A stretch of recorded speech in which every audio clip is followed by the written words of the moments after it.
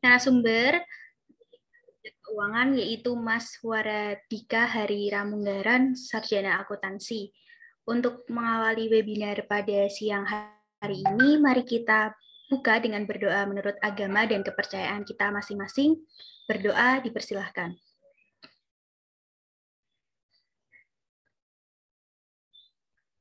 Berdoa cukup. Berikutnya, saya akan membacakan susunan acara pada siang hari ini. Yang pertama adalah pembukaan yang dibuka oleh saya sendiri, dan yang kedua adalah pengantar dari Bu Lena sendiri, lalu acara yang ketiga adalah pembacaan CV narasumber kita, lalu acara yang keempat adalah materi kuliah praktisi oleh narasumber kita, Mas Waradika Harimunggaran, Sarjana Akuntansi, lalu ditutup dengan sesi diskusi dan tanya jawab. Untuk mempersingkat waktu, acara selanjutnya adalah pengantar dari Bu Lena Salita selaku dosen Administrasi Publik Universitas Negeri Yogyakarta. Kepada Bu Lena, waktu dan tempat saya persilahkan.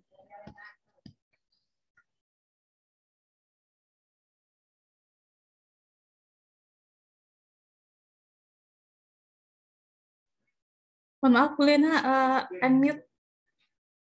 Oke. Terima kasih Mbak Titis, terima kasih Mbak Moderator, Mbak Cynthia. Selamat siang semuanya.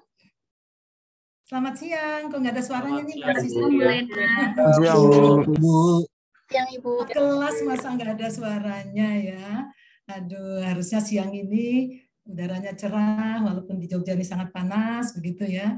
Nah, tentu kita tetap harus semangat, apalagi hari ini adalah hari yang spesial, karena kalian semester 2, 4 kelas ya bisa berhasil mewujudkan sebuah webinar atau temu praktisi dan luar biasa, bisa mendatangkan, tadi saya dengar manggilnya Mas ya, kalau mahasiswa aja manggilnya Mas, masa saya memanggilnya Bapak begitu ya.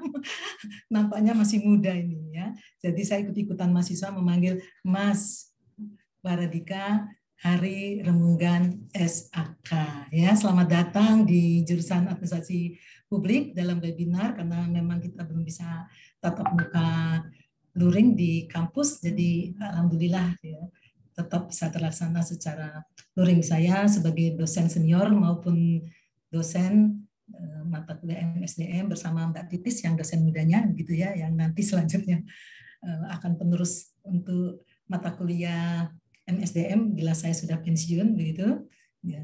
Mengucapkan terima kasih sudah bersedia hadir, sedia berbagi ilmu, berbagi pengalaman terkait dengan MSDM, tentu khususnya MSDM pemerintah dalam hal ini, ASN, dan spesial lagi tentu ASN di Kementerian Keuangan ya. Nah, jadi bagi para mahasiswaku, anak-anakku, kesempatan yang sangat luar biasa sekali begitu pada kesempatan ini bisa bertemu praktisi yang kemungkinan juga nanti kalian setelah menamatkan kuliahnya di jurusan administrasi publik, tentu kalian akan berkeinginan menjadi seorang aparatur sipil negara ya. Perjalanannya masih jauh karena masih semester 2 begitu, tetapi walaupun semester 2 Brenda bangga pada kalian, sejak semester 1 sudah turun lapangan, semester 2 juga kemarin sudah turun lapangan ke instansi pemerintah untuk melihat bagaimana sih ya tugas pokok fungsi dari seorang ASN ya. Nah, tentu sekarang karena mata kuliahnya adalah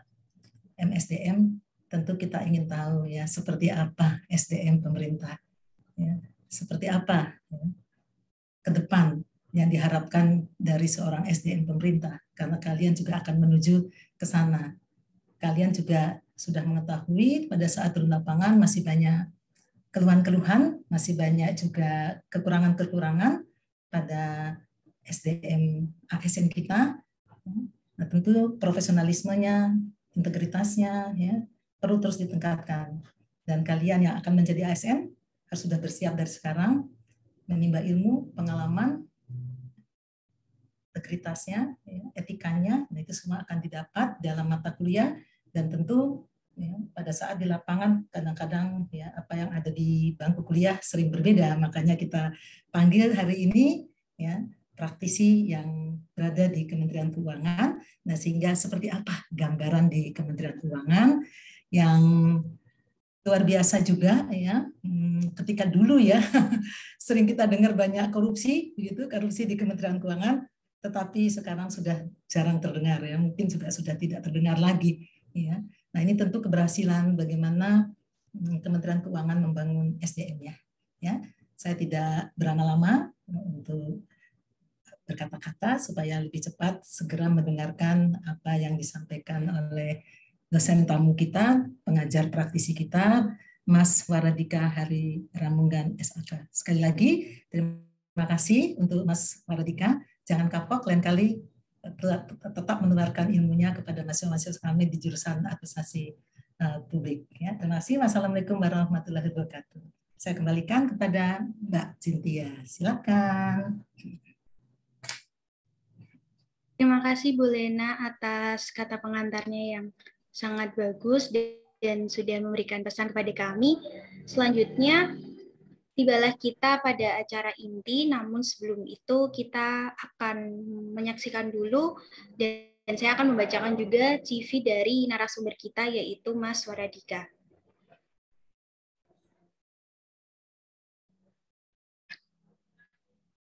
Bisa ke slide selanjutnya. Baik, narasumber kita hari ini yaitu Mas Waradika Hari Ramunggaran, yaitu yang pernah mengemban pendidikan di Universitas Terbuka pada tahun 2017 hingga 2022 jurusan akuntansi. Nah, sebelumnya juga pernah mengemban di Sekolah Tinggi Akuntansi Negara pada tahun 2008 hingga 2012. Lalu pelatihan-pelatihan yang pernah diikuti Mas Waradika ini ada Islamic Finance Qualification Course pada 21 November sampai 13 Desember 2020 yang diselenggarakan oleh Universitas Indonesia, lalu ada Diklat Jurnalistik pada 8 sampai 12 April 2019 yang diselenggarakan oleh Badan Pendidikan dan Pelatihan Keuangan, dan masih banyak lagi pelatihan yang sudah dijalani oleh Mas Waradika Hari Ramunggaran. Lalu sertifikasi yang ada ini seperti Carter Institute dan Security Investment Level 3 yang diberikan oleh IFQ. Lalu slide selanjutnya. Pengalaman kerja yang sudah dimiliki oleh Mas Waradika yaitu pada instansi Kementerian Keuangan Republik Indonesia pada tahun 2013 sampai sekarang dengan jabatan pengelola data ketatausahaan biro. Lalu tugas-tugas yang pernah didapatkan oleh Mas Waradika di antara lain yaitu menjadi anggota tim Enterprise Artikutor Kementerian Keuangan sejak 25 Februari 2022 sampai sekarang dengan penugasan untuk mengembangkan arsitektur proses bisnis Sekretariat Jenderal, lalu menjadi anggota tim Zona Integritas Wilayah Bebas Korupsi Biro Advokasi pada tahun 2020. Lalu yang ketiga adalah anggota tim reorganisasi Biro Advokasi pada tahun 2017 dengan penugasan sebagai penyusun naskah akademik, desain proses bisnis, SOP, uraian jabatan, informasi jabatan, dan grading pejabat atau pegawai. Lalu yang terakhir adalah anggota tim penyusun aplikasi Human Resource Information System Kementerian Keuangan pada tahun 2016. Lalu ada beberapa hobi dari Mas Waradika sendiri, yang pertama adalah membaca, biasanya buku atau artikel tentang ekonomi, akuntansi, pemerintahan, hukum, sejarah, dan agama, lalu mempunyai hobi menulis di website atau media sosial. Sejauh ini ada 2 artikel yang pernah dimuat di media massa yang berjudul Potensi Pajak dari Bisnis Sepak Bola di panditfootball.com dan Bisnis Sepak Bola Berlian Hijau yang masih terpendam di detik.com. Lalu hobi lainnya itu bermain futsal, bermain voli, dan membuat infografis sejarah. Mungkin itu CV yang bisa dapat saya sampaikan. Langsung saja kita beralih ke narasumber kita yang sudah kita tunggu dari tadi. Kepada Mas Waradika, waktu dan tempat saya persilahkan. Terima kasih Mbak Cynthia.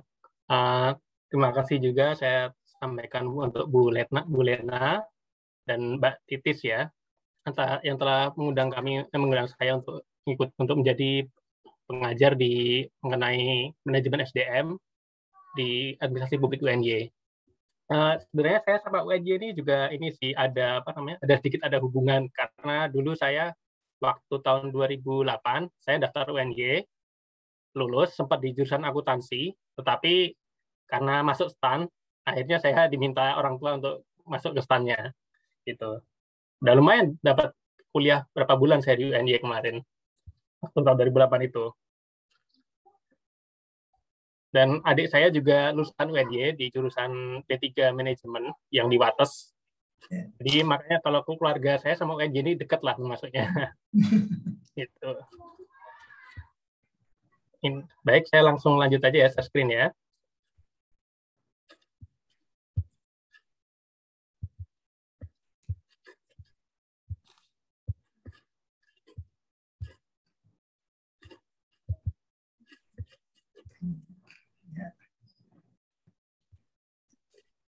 Nah, kemarin saya ditanya materi sama katanya Mbak Jennifer gitu kan, kira-kira materi apa yang mau disampaikan.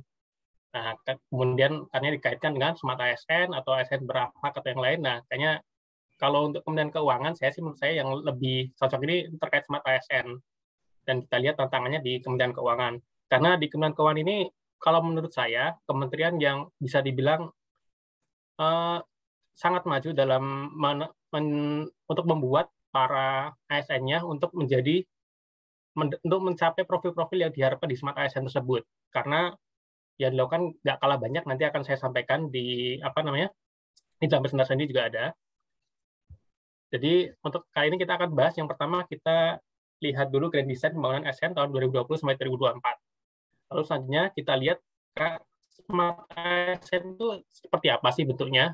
Nanti kita lihat seperti apa, karakteristik apa yang diharapkan oleh pemerintah kepada ASN di masa depan. Terus kita tengok juga nanti kondisi SDM di Kementerian Keuangan itu seperti apa. Kondisi SDM nanti juga mungkin saya akan sampaikan juga terkait reformasi birokrasinya sedikit, cuma mohon maaf tadi kemarin saya lupa memasukkannya di slide, jadi nanti akan saya jelaskan secara lisan langsung. Dan yang terakhir kita akan bahas terkait tantangan-tantangannya. Langsung ya kita lanjut ke Grand Design bangunannya ya.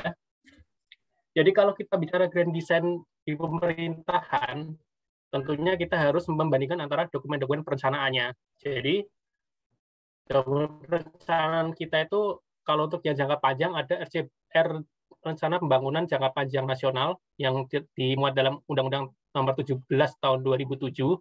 Nah, dari RPJMN itu nanti akan dibagi lagi, akan dijabarkan ulang dalam bentuk RPJM tiap 5 tahun sekali.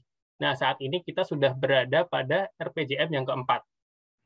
Nah, tujuan dari RPJM yang keempat yang ingin dicapai adalah mewujudkan masyarakat Indonesia yang mandiri, maju, adil, dan makmur melalui percepatan pembangunan di berbagai bidang, dengan menekankan terbangunnya struktur perekonomian yang kokoh berlandaskan keunggulan kompetitif di berbagai wilayah yang didukung oleh SDM berkualitas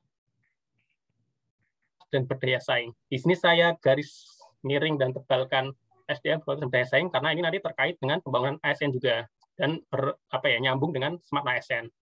Nah, kita juga harus membandingkan dokumen lain, dokumen perencanaan lain, dokumen jangka panjang Visi Indonesia tahun 2045 yang kemarin tahun 2019 atau 2020 saya lupa disusun oleh Bappenas. Nah, sasarannya itu untuk antara tahun 2016 sampai 2025 kita ingin untuk mewujudkan infrastruktur birokrasi yang solid dan kokoh yang akan ditempuh dengan strategi yang berfokuskan pada pembenahan elemen dasar birokrasi seperti penataan struktur organisasi yang berbasis outcome dan kebutuhan masyarakat, lalu penguatan pemerintah daerah atau desa, penerapan e-government, lalu pemanfaatan big data dan open data, penyediaan akses dan informasi publik bagi masyarakat, lalu perbaikan sistem rekrutmen, pola karir, sistem diklat, kesejahteraan pegawai, penguatan netralitas birokrasi, serta peningkatan kualitas SDM ASN. Nah, selanjutnya, ini peta jalan pembangunan ASN-nya ya. Kalau tahun 2005-2009, kita mewujudkan good governance dulu. Nah, good governance ini kita wujudkan dengan bentuk kita membangun seperti semacam keterkaitan dengan peraturan. Jadi peraturan-peraturan ini sebisa mungkin jangan sampai ada misalnya peraturan A dan peraturan B ini kayak saling bertolak belakang gitu. Nah, kita bikin peraturan yang terintegrasi. Nah, lalu untuk RPJM kedua yang akan dicapai adalah terjadinya reformasi birokrasi. Ya, reformasi birokrasi ini dibentuk dalam bentuk pembangunan pertama, pembangunan organisasi dulu. Organisasi ini kita bikin dengan misalnya kayak ada organisasi yang nggak kira-kira dia kurang efektif, nanti kita gabung. Atau kemudian ada juga yang dimekarkan juga karena memang secara tusi dia terlalu berat. Dan selain itu, kita juga melihat transformasi birokrasi itu dengan pada proses bisnisnya. Nah, kalau dulu itu, PNS zaman dulu seingat saya, jadi kayak misalnya kita bikin KTP, kita nggak tahu KTP itu selesai berapa lama. Nah, kalau sekarang KTP itu kayak di kelurahan pun sekarang udah mulai ada tulisannya, jadi KTP selesai berapa hari gitu, proses apa. Nah, itu kebaikan dari proses bisnis, lalu dari proses SDM juga. Misalnya kayak perekrutan, mulai tahun 2012, saya lupa, waktu saya jadi PNS kan 2012 ya, 2013. Nah, itu saya mulai ada tes namanya Computer Assessment Test. Jadi waktu saya jadi PNS itu saya merasa tidak perlu ada orang dalam seperti kata yang orang-orang zaman dulu gitu. Jadi saya langsung ikut tes saja seleksi dan langsung masuk. Jadi walaupun saya dari STAN, saya tidak tidak langsung otomatis jadi PNS. Jadi harus mengikuti seleksi dulu melalui CAT itu. Lalu fokus pembangunan di tahun 2015 sampai 2019 atau di RPJM ketiga itu kita adalah membuat sistem merit. Sistem merit itu jadi sistem pola karir PNS. Jadi sebisa mungkin itu dibuat jelas. Saat ini kan kalau beberapa waktu lalu memang masih agak nggak jelas sih, misalnya terutama di daerah ya. Jadi misalnya sekarang jadi camat, belum tentu nanti bisa naik jadi kepala dinas atau apa, atau malah mungkin bisa dimutasi kemana gitu. Nah, ini sekarang kita dibuat sistem merit, jadi diperjelas standar kompetensi manajerialnya, standar kompetensi sosial kulturalnya. Jadi sebisa mungkin jalan karir PNS itu jelas. Itu termasuk juga nanti berpengaruh juga terhadap meningkatkan kesejahteraannya. Nah, lalu untuk RPJM yang keempat, yang mulai tahun 2020 sampai 2024, mohon maaf itu saya salah tulis. Jadi sasaran yang ingin dicapai itu adalah birokrasi yang berkelas dunia. Untuk birokrasi yang berkelas dunia, pemerintah itu mencanangkan program yang namanya Smart ASN. Jadi sebisa mungkin ASN itu menjadi tulang punggung dalam rangka mencapai birokrasi yang berkelas dunia tersebut. Nah, tadi saya ngomong Smart ASN. Smart ASN itu apa sih kira-kira? Nah, Smart ASN itu ASN yang memiliki profil sebagai berikut. Yang pertama adalah integritas. Jadi sebisa mungkin PNS itu memiliki integritas yang tinggi. Seperti tadi yang kata Ibu Bulena katakan, karena di Kemenkeu dulu banyak kasus korupsi, betul Bu? Terutama di zaman Orde Lama itu, Lama, Orde Baru, itu memang banyak. Bahkan Orde Reformasi kemarin ada, ya mungkin adik-adik pernah dengar nama Gayus Tambunan? Terkenal sekali. Itu sangat terkenal itu. Dan kami, jujur, ASN Kemenkeu pun malu dengan beliau. Jadi, itulah kenapa integritas itu difokuskan kepada seluruh ASN di Indonesia. Jadi sebisa mungkin ASN itu yang utama adalah integritas, karena dengan integritas yang baik, insya Allah untuk hal-hal yang lain akan baik, terutama terkait keuangan, karena keuangan itu kalau bila seorang mengelola keuangan dan memiliki integritas, maka sangat mungkin kehilangan uang negara yang jumlahnya nggak sedikit, yang di APBN itu sampai berapa ribu triliun, tentunya akan sangat merugikan bagi masyarakat. Lalu yang kedua, profil ASN yang diinginkan adalah dia memiliki nasionalisme. Ya itu harus ya. Jadi bagaimana mungkin seorang ASN tidak memiliki nasionalisme? Gimana dia mau melayani bangsanya kalau misalnya dia nggak memiliki nasionalisme? Lalu yang ketiga, seorang ASN diharapkan juga dia memiliki profesionalisme.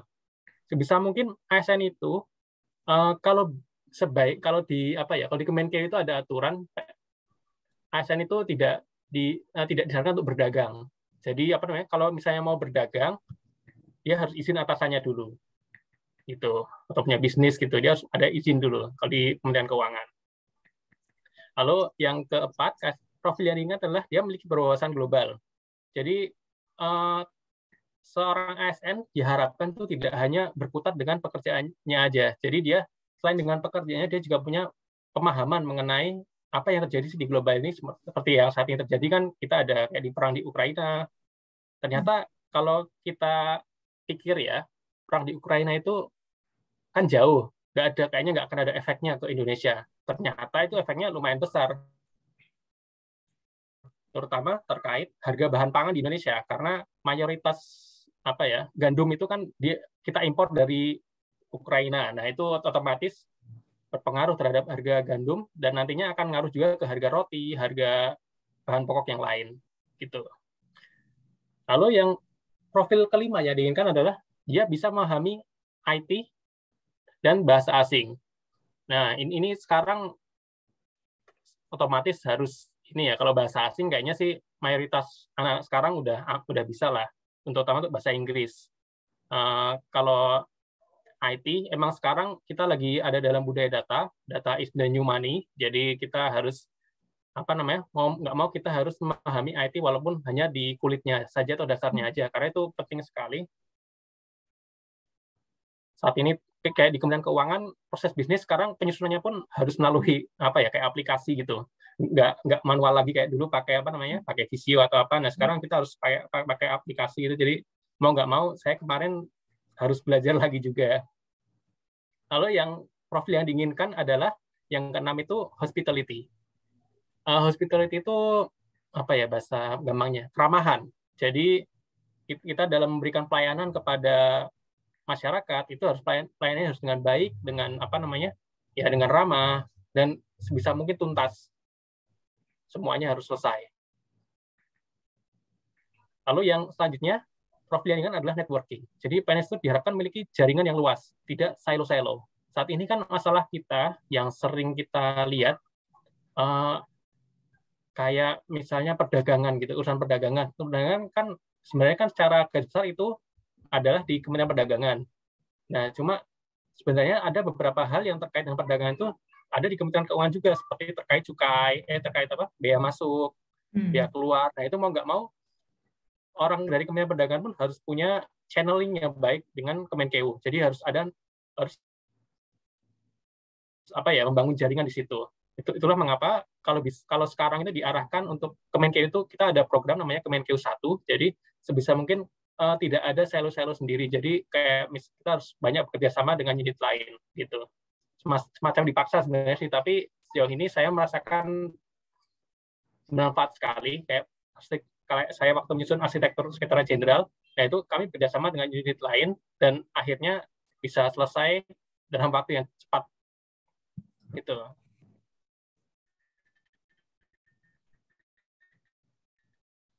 Nah, lalu profil yang diinginkan yang terakhir ini mungkin agak unik ya, berjiwa pedagang gitu ya.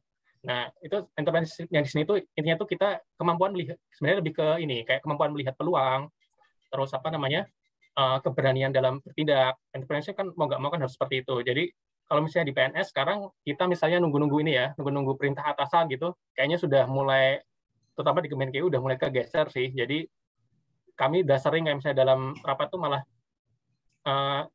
namanya pekerjaan itu bisa diselesaikan dari bottom up gitu, nggak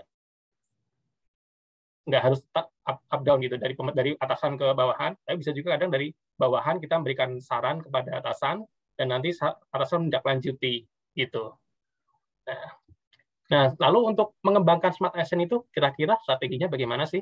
Nah, pertama itu strategi yang kita buat itu dari strategi SDM. Strategi SDM itu kalau sama orang Menpan itu biasa dikenal dengan nama 6P, yaitu perencanaan, pengadaan, pengembangan kompetensi, penilaian kinerja, promosi dan rotasi, lalu peningkatan kesejahteraan.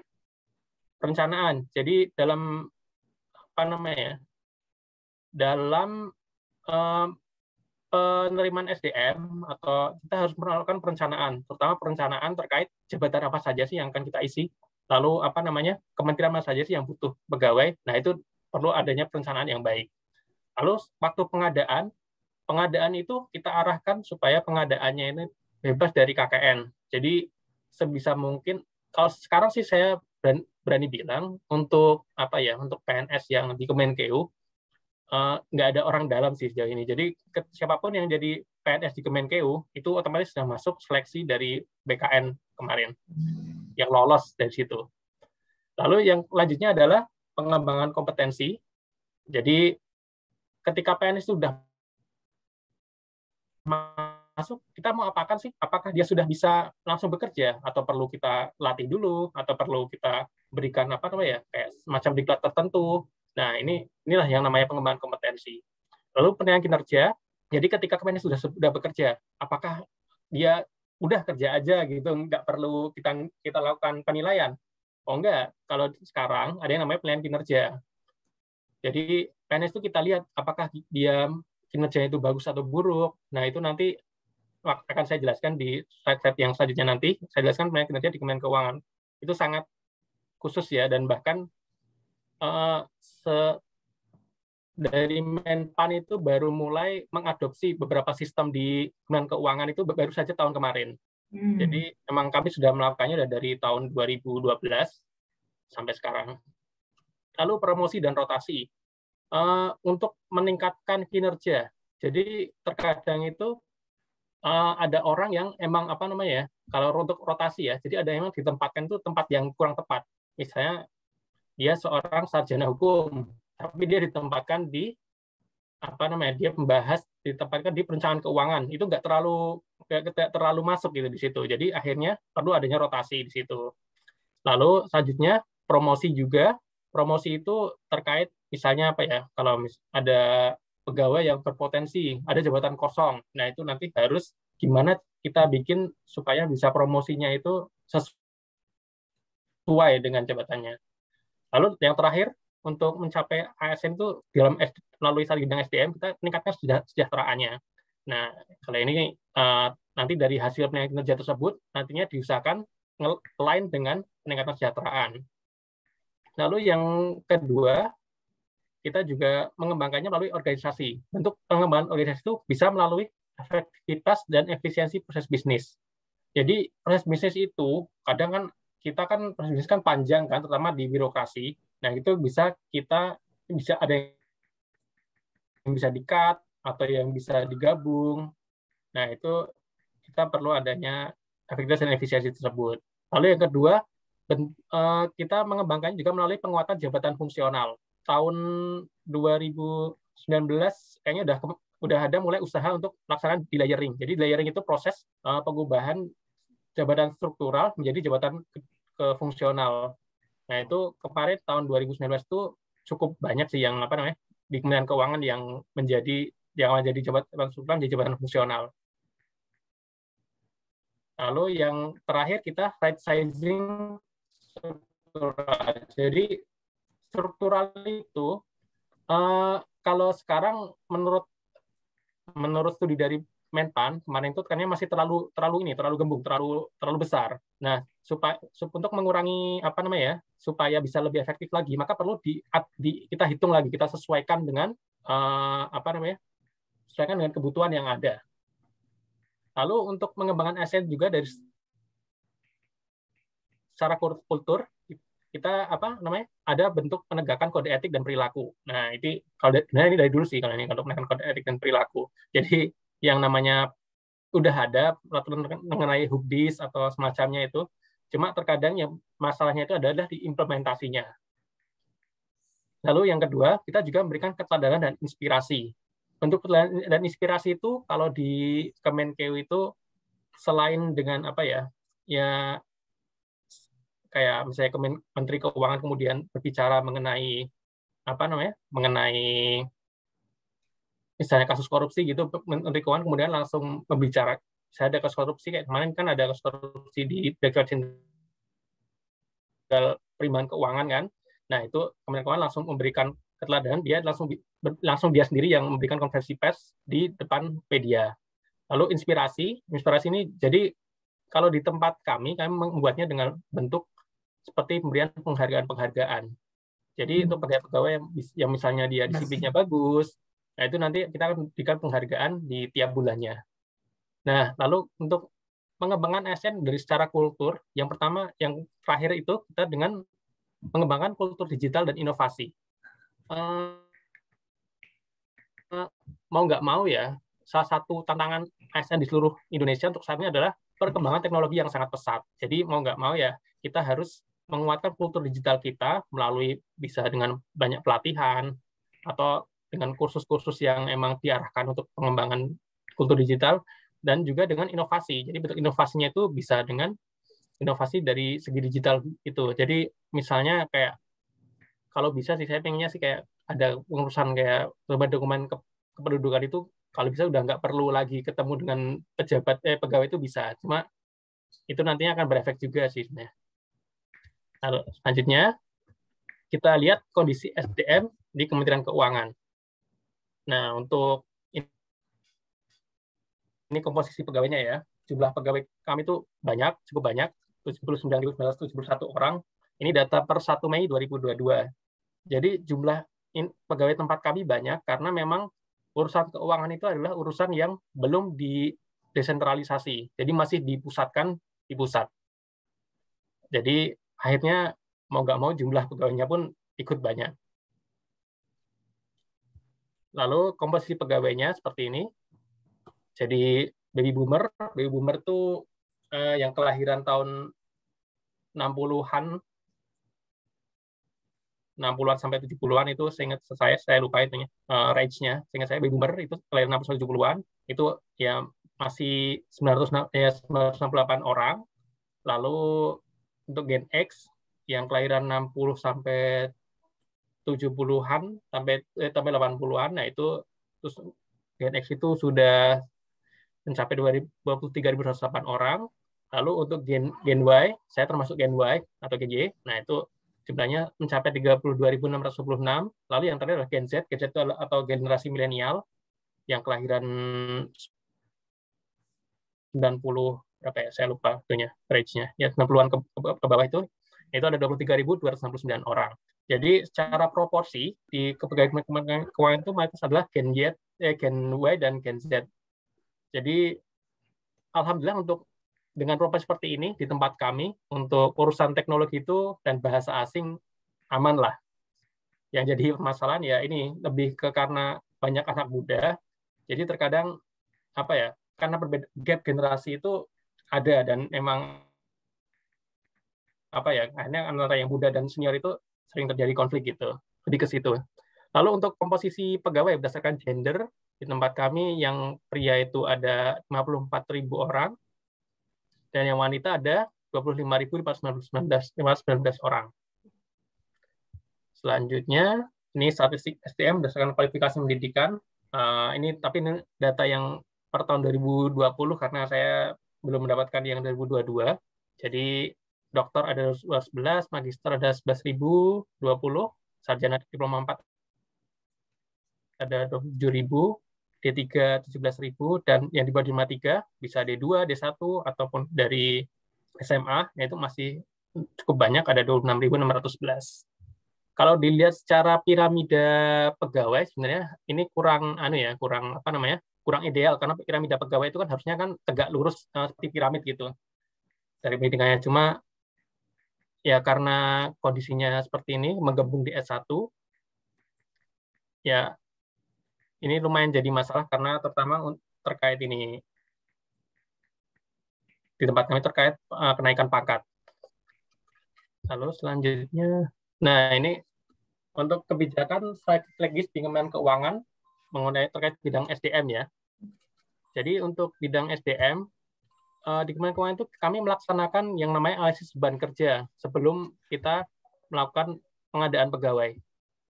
Bentuk analisis beban kerja kami itu menggunakan aplikasi, jadi kami memasukkan pekerjaannya apa, kira-kira itu pekerjaan itu selesai berapa menit, outputnya ada apa aja, ada berapa. Nah itu nanti akan ada angka beban kerjanya itu berapa, gitu. Nah nanti dari hasil analisis beban kerja itu akan menjadi akan dijadikan dasar kita itu minta pegawai berapa dan alasannya apa.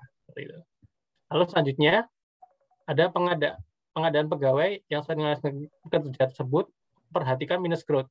Jadi minus growth apa sih? Untuk saat ini kebijakan di Kementerian Keuangan untuk pegawai itu kita kalau misalnya ada pegawai masuk 1 itu harus minimal ada pegawai 2 yang keluar. Jadi misalnya bisa lewat pensiun atau lewat resign. Nah, itu kita jadi harus memperhatikan itu. Tidak boleh jumlah pegawai diminta lebih banyak dari jumlah pegawai yang keluar. Lalu untuk terkait pengembangan kompetensinya di Kementerian Keuangan itu kita melaksanakan analisis kebutuhan pelatihan. Dan kebutuhan pelatihan tersebut, kita memperhatikan standar kompetensi manajerial dan sosial kultural yang ada. Jadi misalnya kayak saya nih sarjana akuntan, saya kan mengurusi terkait organisasi dan kinerja dan risiko. Nah, jadi nantinya pelatihan saya juga diarahkan ke arah situ, tidak kemudian saya bisa ngambil pelatihan bahasa Mandarin. Untuk apa saya ngambil bahasa Mandarin? Karena emang nggak penting di situ. Jadi pelatihan di tempat kami itu harus sesuai dengan standar kompetensi yang ada. Lalu untuk terkait manajemen kinerja di tempat kami, kita tiap tahun itu menyusun peta strategi, sasaran strategis, indikator kinerja, dan inisiatif strategisnya. Jadi untuk pengelolaan kinerja, kita sudah merasakan seperti ini dari tahun 2012. Jadi setiap pegawai itu nantinya akan menyusun kontrak kinerja. Jadi kita melakukan diskusi dengan atasan, nanti atasan akan memberikan ini. Kira-kira kamu tahun ini kinerjanya apa aja. Nah, kinerja selama setahun itu nanti akan dijabarkan di dalam kontrak kinerja dan nanti kita akan diusahakan untuk mencapainya setiap tahunnya. Nah, untuk pegawai yang kinerjanya buruk itu akan berpengaruh terhadap kesejahteraannya. Jadi di tempat Kementerian Keuangan itu ada namanya tunjangan kinerja. Nah, tunjangan kinerja itu nantinya untuk pegawai yang kinerjanya baik, dia akan mendapatkan tunjangan kinerja yang tinggi. Lalu bertahap dari baik, sedang, dan rendah. Nah, yang rendah ya otomatis dia bisa jadi malah nggak dapat atau dapat tapi dengan jumlah yang paling rendah gitu. Kalau di Kementerian Keuangan seperti itu. Lalu untuk pelaksanaan kinerja tempat kami itu kita sudah memanfaatkan IT. Jadi kita membuat aplikasi terkait aplikasi pengelolaan kinerja namanya e-performance. Jadi untuk penilaiannya kita menggunakan nilai kinerja kita, nilai indikator kinerja utama kita dan juga digabung dengan nilai perilaku. Atasan bisa menilai perilaku pegawai yang ada di situ, yang di bawahnya. Lalu kita juga memiliki assessment center. Jadi setiap pegawai yang punya potensi untuk naik untuk promosi, nah itu nanti akan ditempatkan dalam assessment center tersebut. Nanti dia akan di-assess dalam untuk kompetensi-kompetensinya. Bisa kompetensi manajerialnya, bisa kompetensi sosial kulturalnya, atau kompetensi intinya yang lain. Lalu kita juga memiliki manajemen talenta di Kementerian Keuangan. Jadi pegawai-pegawai yang memiliki potensi-potensi yang bagus itu nanti akan ditempatkan dalam box-box talenta. Pegawai yang memiliki talenta yang paling bagus akan diletakkan dalam box 4, itu box paling tinggi. Nah, itu jadi pegawai yang dalam box 4 itu ketika ada jabatan kosong, dia akan menjadi pegawai yang diutamakan untuk mengisi jabatan kosong tersebut. Gitu. Selain itu, di tempat kami juga untuk ketika ada jabatan kosong kita juga mengadakan seleksi terbuka. Jadi misalnya ada dari unit lain yang memiliki kompetensi untuk mengisi jabatan kosong tersebut, dipersilakan untuk mengikuti seleksi terbuka tersebut. Lalu untuk misalnya ada pegawai juga yang misalnya ingin mutasi ke tempat lain, kita juga mengadakan kayak internal job vacancy. Jadi misalnya ada jabatan kosong di unit 1 apa, nah itu jabatan kosongnya di jabatan apa, kira-kira ada nggak dari unit lain yang mau masuk. Kalau mau masuk, dia harus ikut internal job vacancy tersebut. Nanti kita akan melakukan beberapa assessment dulu sebelum bisa mengisi di jabatan kosong tersebut. Lalu kita juga membuat super app data kepegawaian. Jadi data kepegawaian di Kementerian Keuangan itu untuk saat ini sudah disatukan dalam sebuah aplikasi yang namanya Human Resource Information System atau HARIS. Nah, di aplikasi tersebut kita bisa melihat pegawai tersebut pendidikannya apa, jabatan yang pernah diampu apa aja, lalu keluarganya siapa aja, lalu kira-kira dia apakah pernah menjadi pembicara di mana atau penghargaannya apa aja. Nah, itu di super app tersebut kita bisa melihatnya. Lalu kemudian untuk meningkatkan motivasi, kita juga memberikan tunjangan kinerja bagi pegawai yang berkinerja baik. Nah, untuk kebijakan mengenai organisasi, kita di Kementerian Keuangan itu melaksanakan penyederhanaan proses bisnis sesuai dengan kebutuhan dan perkembangan teknologi. Jadi sekarang ini kayak misalnya yang kemarin agak ramai itu terkait dwelling system di Bea Cukai. Jadi di Bea Cukai itu dwelling system dulu kan lama, sampai 45 hari. Nah, sekarang itu sudah cuma 3 hari seingat saya. Jadi sudah jauh lebih cepat karena dengan bantuan teknologi dan juga dengan emang tempat kami juga emang mengusahakan supaya lebih cepat dengan manfaatkan jumlah pegawai yang ada. Lalu kita juga membentuk squad team untuk beberapa topik-topik khusus. Misalnya kayak saya tadi ikut masuk di squad team penyusunan arsitektur sekretariat jenderal. Nah itu anggotanya itu nggak cuma dari orang dari tempat saya saja, tapi juga dari tempat lain yang memiliki kemampuan mengenai arsitektur proses bisnis tersebut. Lalu selanjutnya kita juga menyusun beberapa jabatan fungsional baru. Ini terkait dengan kebijakan delayering tahun 2020 kemarin, dan kemudian kita saat ini kita sedang mencoba mengcombine beberapa jabatan fungsional yang memiliki keserupaan berkegiatan. Contohnya, jabatan fungsional pemeriksa. Di tempat pemeriksa itu ada pemeriksa pajak, pemeriksa bea cukai, lalu pemeriksa perban. Nah, sekarang itu untuk ketiga jabatan fungsional tersebut kita usahakan untuk disatukan. Jadi nantinya jadi jabatan pemeriksa keuangan. Gitu. Saat ini sedang dalam proses dan lagi kami komunikasikan dengan Menpan. Lalu selanjutnya kita juga sudah mengalihkan beberapa jabatan struktural ke jabatan fungsional. Yang banyak tuh di Badan Kebijakan Fiskal. Jadi karena Badan Kebijakan Fiskal itu nature-nya adalah peneliti. Akhirnya di tempat kami banyak jabatan struktural yang istilahnya yang emang bisa dihilangkan, itu kemudian di-cut dan kemudian dimasukkan jadi jafung peneliti. Gitu. Nah, dan untuk di kultur, kami membuat aplikasi namanya whistleblowing. Jadi di Kementerian Keuangan, seperti yang kata beliau tadi kan banyak korupsi itu akhirnya zaman dulu. Jadi sekarang itu kita buat aplikasi whistleblowing. Jadi misalnya saya pelaksana, saya melihat ada praktek korupsi. Saya bisa langsung melalui aplikasi tersebut saya bisa melaporkan, oh ini ada korupsi di sini, pelakunya siapa, kira-kira jumlahnya terkait apa, jumlahnya berapa, nah itu bisa saya laporkan di situ. Nah nanti data kami akan dilindungi juga di situ, sehingga kita nggak perlu takut melaporkannya karena insya Allah aman. Sejauh ini sih nggak ada pelaksana yang misalnya ada pelaksana yang melaporkan kejadian korupsi tersebut, kemudian dia malah bermasalah di mutasi atau misalnya sejauh ini nggak ada. Bahkan kasus korupsi yang terbaru kemarin yang di Direktorat Jenderal Penerimaan Keuangan itu karena adanya pelaksana yang melapor lewat aplikasi whistleblowing ini. Jadi akhirnya pejabat tersebut sekarang sudah di KPK dan jadi kita bisa meng-cut yang namanya rantai korupsi tersebut salah satunya lewat hal ini. Lalu kita untuk membuat kultur yang baik, kita juga memberikan penghargaan untuk pegawai dengan kinerja yang terbaik. Lalu juga kita pegawai paling disiplin dan pegawai yang inovatif. Untuk penghargaannya itu ada setiap bulan. Kalau di Sekretariat Jenderal kami ada namanya Employee of the Month. Jadi pegawai yang memiliki kinerja yang baik di bulan itu, dia juga paling disiplin terkait absensinya, terkait dia tidak meninggalkan jam kerja, dan juga pegawai yang inovatif itu akan menjadi Employee of the Month pada bulan tersebut.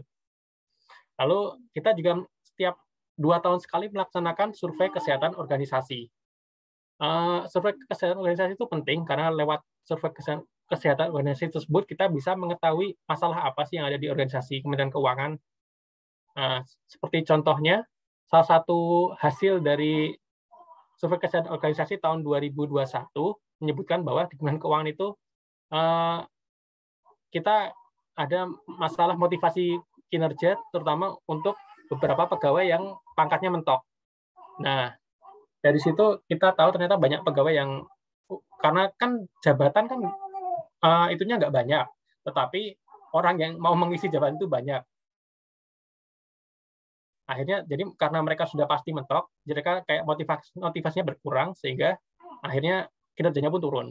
Nah, dari situ kami kemarin di Kementerian Keuangan itu membuat beberapa rekomendasi, salah satunya ya, jadi kita diarahkan ke Jafung, atau kemudian kita masukkan ke dalam kayak box namanya box apa ya, leaders factory. Jadi nantinya ketika ada kementerian lain yang ada seleksi terbuka, nanti pegawai tersebut yang diutamakan untuk mengikuti seleksi tersebut.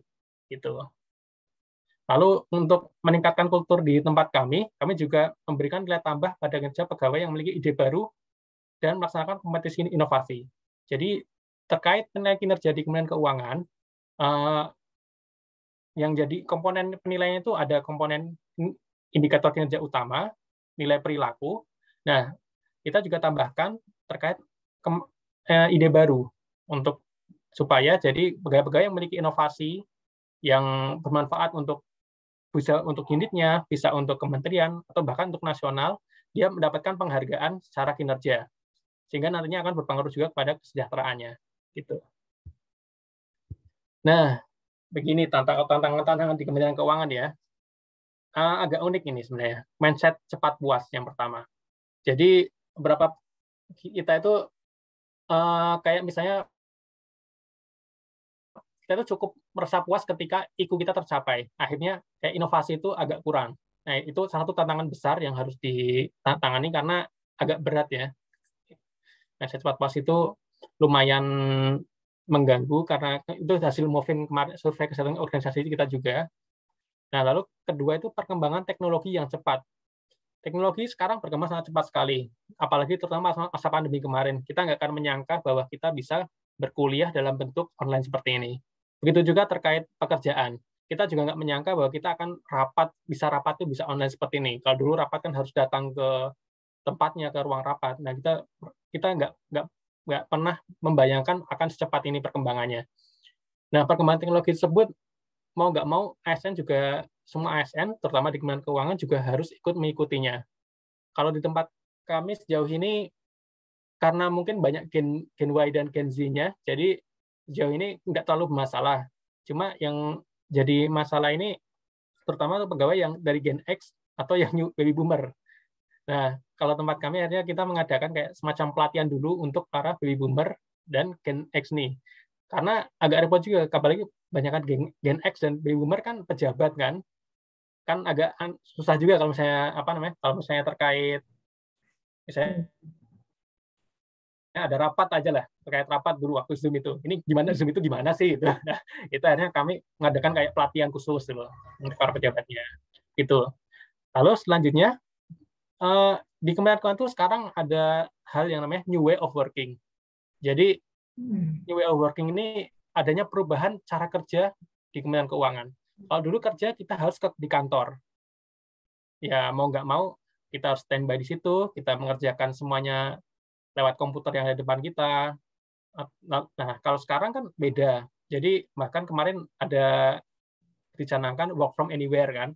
Nah, kalau di Kementerian Keuangan sih sebenarnya mulai dari kemarin sudah bisa, karena di tempat kami kita membuat kayak super app gitu. Jadi kayak kayak penyusunan naskah dinas pun kita sudah menggunakan aplikasi. Kita sudah nggak perlu nggak perlu tanda tangan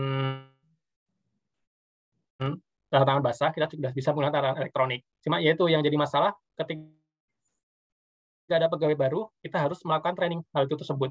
Karena mau nggak mau, penggunaan teknologi baru itu bukan hal yang gampang sih. Maksudnya kita harus terutama untuk pegawai yang baru, misalnya kayak ada dari administrasi publik UNJ ini, nanti misalnya ada yang masuk ke Menkeu, kan kalian nggak pernah dengar apa itu naskah dinas elektronik kan. Nah, itu nanti kita perlu training dulu sebelumnya. Itu salah satu tantangannya. Lalu yang keempat, di Kementerian Keuangan itu kompetisi internal, terutama terkait jabatan itu sangat tinggi sekali, sangat ketat sekali.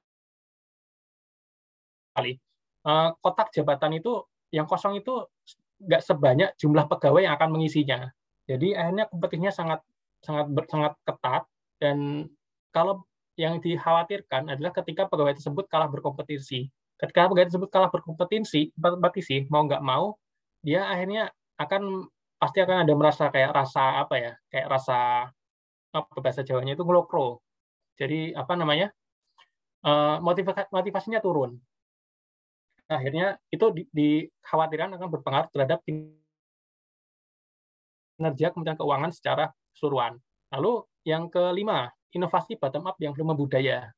Jadi memang di Kementerian Keuangan itu seperti yang saya katakan tadi, pelaksana itu sudah bisa memberikan kayak apa namanya, memberikan ide ke atasan gitu, nanti atasan minta lanjuti. Cuma itu memang belum membudaya, belum semuanya. Karena mau nggak mau, salah satu permasalahan gap generasi itu, kayak atasan itu masih apa ya, masih ingin ya bagus sih sebenarnya, itu ada namanya unggah-ungguh gitu kan bagus, ada apa namanya, ada adab gitu.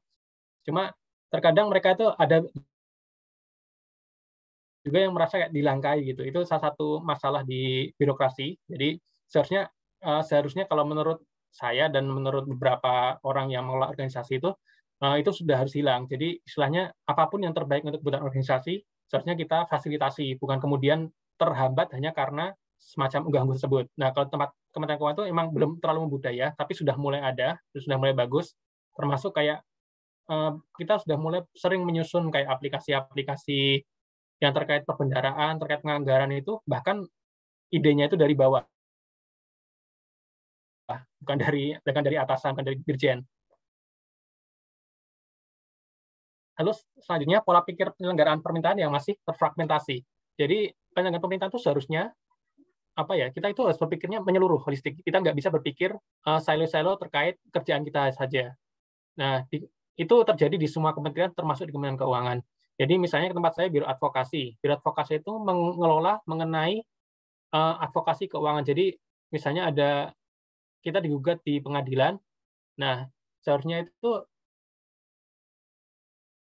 nggak cuma Biro Advokasi aja yang menangani, tapi juga Biro Hukum. Biro Hukum itu biro yang menyusun terkait peraturan-peraturan. Karena biasanya gugatan yang masuk kita itu terkait dengan peraturan yang memang bermasalah. Jadi mau nggak mau selepas ini apa namanya, Biro Hukum dan Advokasi selepas pelaksanaan advokasi di pengadilan tersebut, mau nggak mau harus bekerja sama untuk menyusun peraturan yang baik supaya tidak terjadi gugatan yang berulang gitu.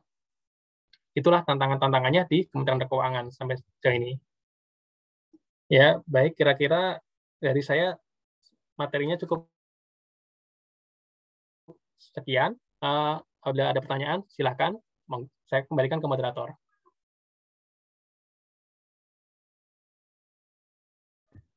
Baik, terima kasih atas materi yang sangat bermanfaat dari Mas Dika. Sebelum kita masuk ke sesi tanya jawab, kita dokumentasi terlebih dahulu.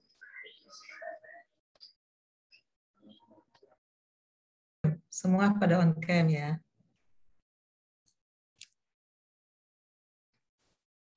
Teman-teman bisa dinyalakan kameranya karena kita akan masuk ke sesi dokumentasi terlebih dahulu.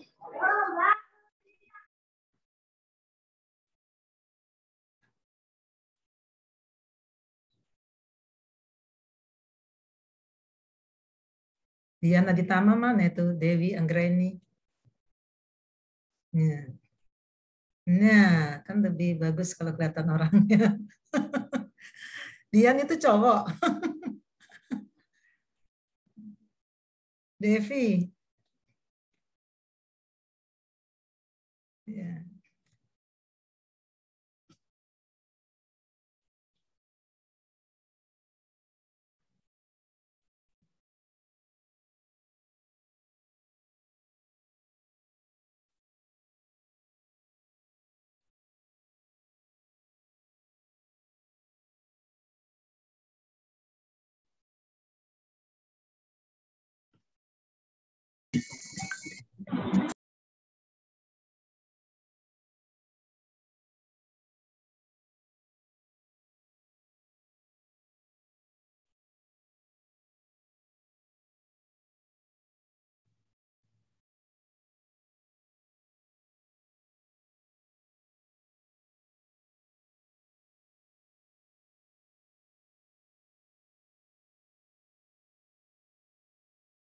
Jadi kita mulai aja untuk slide pertama.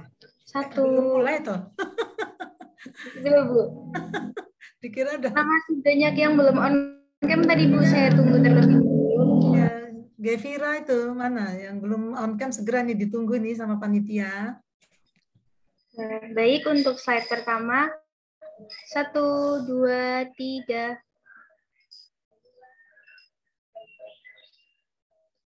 Sudah. Selanjutnya untuk slide kedua. 1, 2, 3.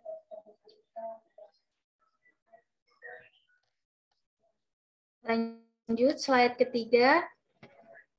1, 2, 3. Slide keempat. 1, 2, 3. Slide kelima. 1, 2, 3.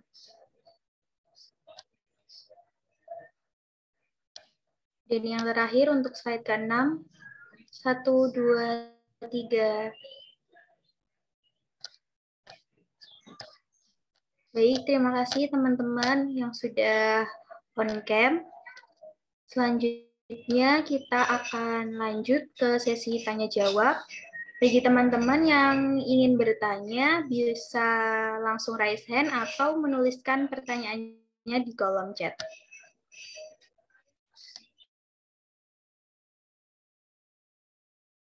Yang raise hand.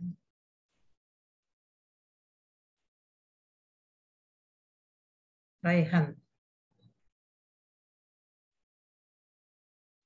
Baik, kepada Saudara Raihan, waktu dan tempat saya persilahkan. Baik, terima kasih kepada Mbak Cintaya selaku moderator. Sebelumnya saya mohon maaf kepada Bu Ina dan juga teman-teman, saya belum bisa terlihat wajahnya karena ada sedikit kendala di kamera seperti itu. Sebelumnya saya juga mengucapkan terima kasih kepada Mas atau Pak Dika ya atas materi yang telah diberikan mengenai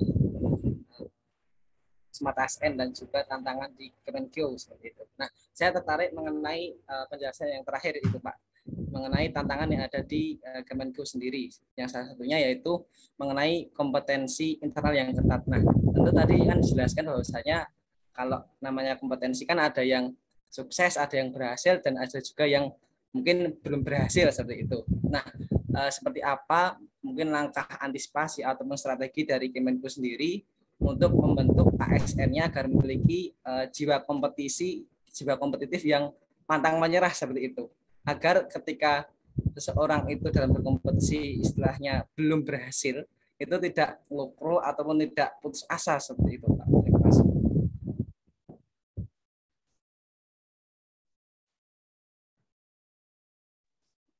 Oke, terima kasih Mas Rehan. Mbak moderator gimana? Langsung saya tanggapi atau nunggu yang lain dulu?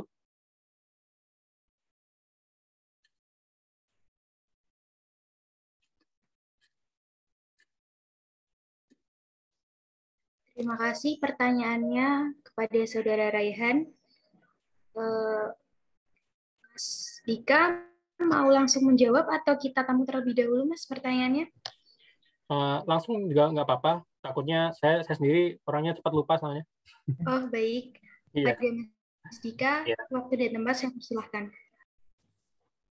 Jadi Mas Rehan ya tadi, tantangan di Kemenkeu kompetisi internal yang ketat.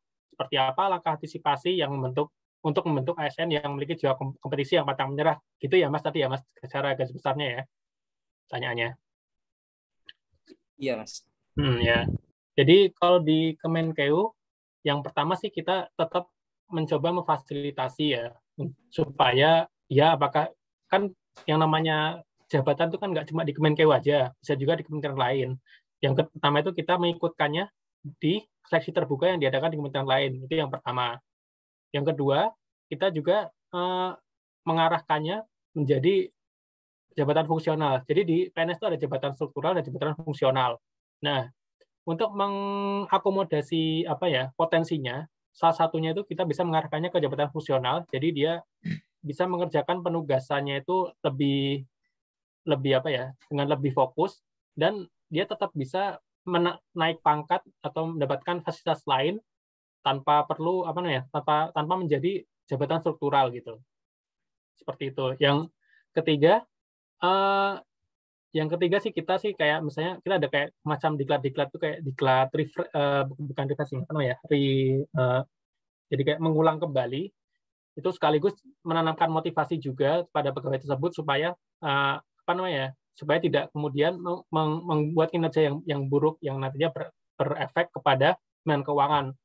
Jadi di Kemenkeu itu kita selalu tanamkan bahwa kalau kamu berkinerja buruk, yang kena itu nggak cuma kamu. Jadi satu unit organisasi itu bisa kena.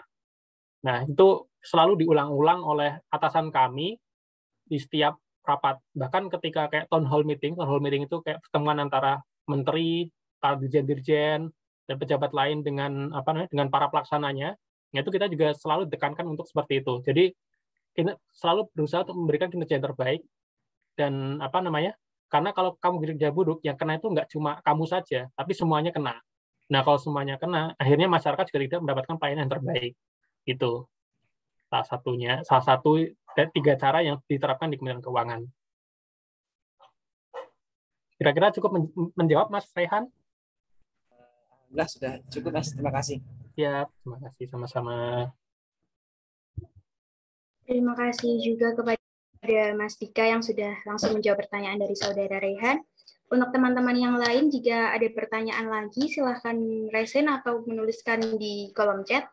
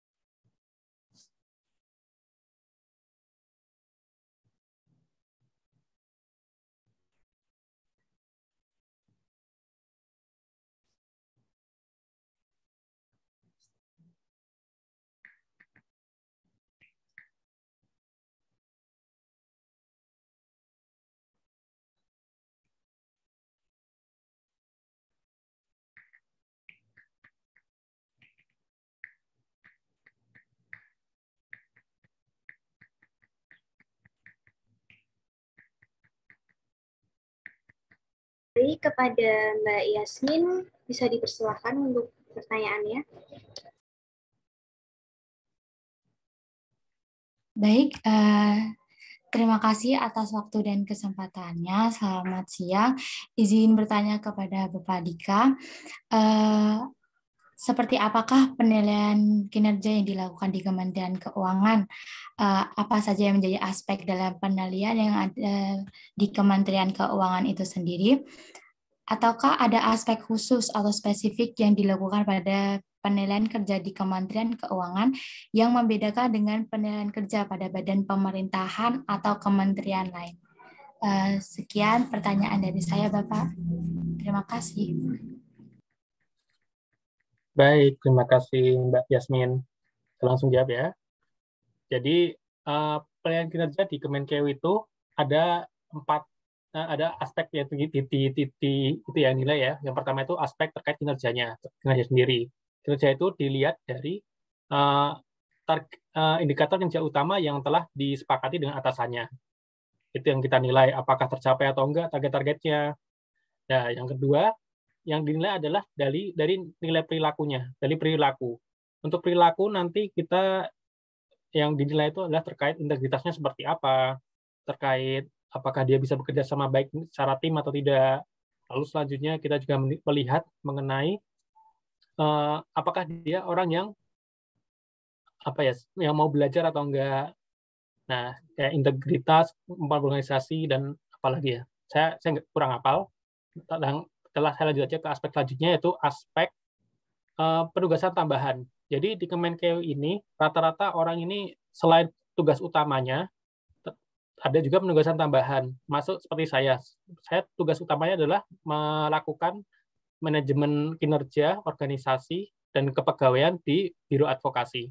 Itu tugas utama saya. Tapi saya juga memiliki tugas tambahan sebagai anggota tim penyusun arsitektur sekretariat jenderal. Nah, itu nanti juga dinilai.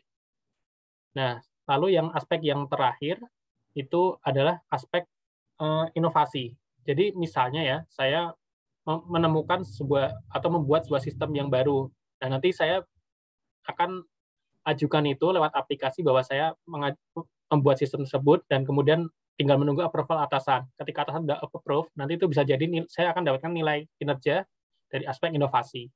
Gitu. Untuk aspek khususnya, kalau dulu itu penilaian kinerja PNS itu yang cuma pakai kayak DP3 gitu. Jadi yang dinilai lebih ke perilakunya saja. Kalau sekarang saya lihat saya sudah sama, yang penilaian kinerja yang dilakukan oleh PNS sudah menggunakan yang namanya indikator kinerja individu, itu sama dengan mirip dengan aspek kinerja, lalu ada perilaku, lalu kemudian ada juga IKT, indikator kinerja tambahan, lalu yang terakhir itu ada inovasi, udah mirip itu. Sekarang udah sama. Kalau dulu sih emang tempat kami yang sang khusus itu ada di aspek kinerja, aspek penugasan tambahan, dan aspek inovasi. Kalau sekarang sih semua udah sama, sudah menggunakan seperti itu. Gitu Mbak Yasmin. Kira-kira cukup menjelaskan atau ada yang perlu ditambahkan? Baik Bapak, terima kasih atas penjelasan yang telah diberikan. Sudah sangat menjawab Bapak. Terima kasih. Terima kasih kembali kepada Mas Dika yang sudah menjawab pertanyaan kedua. Untuk pertanyaan selanjutnya, bisa langsung raise-in juga atau dituliskan di kolom chat. Untuk teman-teman yang mau bertanya lagi, masih dibuka sesi pertanyaannya. Ini langsung ada dari Yohana Kristia. Mungkin bisa saya bantu bacakan ya Mas pertanyaannya. Saya tertarik dengan strategi pengembangan Smart ASN terkait pengadaan. Apakah ada rencana Kemenku berkolaborasi dengan BKN dalam penerimaan ASN memanfaatkan Metaverse yang tujuannya untuk mencegah masih adanya kecurangan praktik dalam seleksi? Terima kasih. Oke, terima kasih Mbak. Ini Mbak atau Mas nih? Yohana Kristia. Ya. Jadi kalau untuk strategi pengembangan Smart ASN terkait pengadaan, kalau untuk menggunakan Metaverse sampai sejauh ini sih kami belum mendengar ya ada rencana ke arah situ. Tapi saya nggak tahu untuk berapa tahun ke depan. Kami untuk tahun ini atau pengadaan yang tahun ini belum ada. Nah, kalau memanfaatkan kayaknya ide bagus juga itu. Cuma kita juga perlu melihat perkembangan dari Metaverse-nya terlebih dahulu. Saat ini kan kita lihat Metaverse kan masih apa ya? Kalau kita lihat masih agak mentah kan. Nah, mungkin ketika Metaverse sudah lebih bagus lagi, sudah lebih apa namanya? Lebih menjamin kerahasiaannya lagi, mungkin udah bagus. Cuma sebenarnya kayak proses pengadaan di Kemenkeu untuk mulai dari tahun 2012 sudah mulai bagus sebenarnya. Jadi apa namanya? Pegawai yang mau masuk Kemenkeu mau nggak mau harus masuk ke kayak seleksi, harus melakukan kayak CAT dulu, computer assessment test. Nah, itu setelah itu baru dia bisa masuk Kemenkeu. Nah, kalau misalnya dia punya apa ya, dia punya yang dibutuhkan, misalnya kadang kita kan mengadakan pengadaan untuk pegawai dengan spesifikasi tertentu, misalnya dia punya CFA, Certified Financial Analyst. Nah, itu kita perlu, nanti kita kan diseleksi. Seleksi itu kita nanti ada seleksi itu juga, yang menyeleksi juga orang-orang yang emang itu kok, emang apa ya, kompeten di bidangnya. Jadi ketika kita bicara penggunaan orang dalam, kalau di Kemenkeu, saya sih berani jamin kita nggak ada yang penggunaan orang dalam tersebut. Cuma kalau di kementerian lain, saya kurang paham, dan sebenarnya dengan mekanisme yang sekarang pun sudah cukup ini ya, sudah cukup sudah cukup mengkat penggunaan orang dalam tersebut untuk masuk menjadi ASN. Gitu, kalau menurut saya ya. Mungkin kalau Mbak Yohana Kristia mau ada yang mau diskusikan, bisa langsung Mbak. Gitu. Terima kasih kepada Mas Dika atas jawabannya.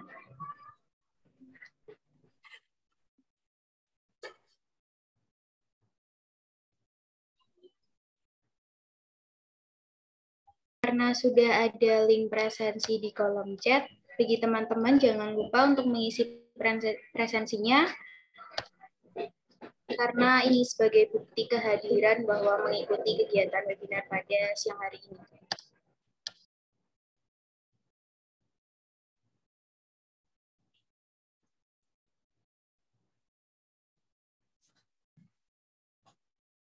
Moderator, saya boleh ikut tanya ya? Silahkan Bu Lena jika mau bertanya, Bu. Nah, ini kebetulan ini Mas Radika. Dulu mahasiswa saya ya Mas AP juga begitu untuk skripsinya tuh ingin meneliti tentang whistleblower ini gitu ya. Oh, iya. Tapi memang saat itu mencoba di Kanwil Pajak ya, di Kanwil Pajak di sini ya di Jogja.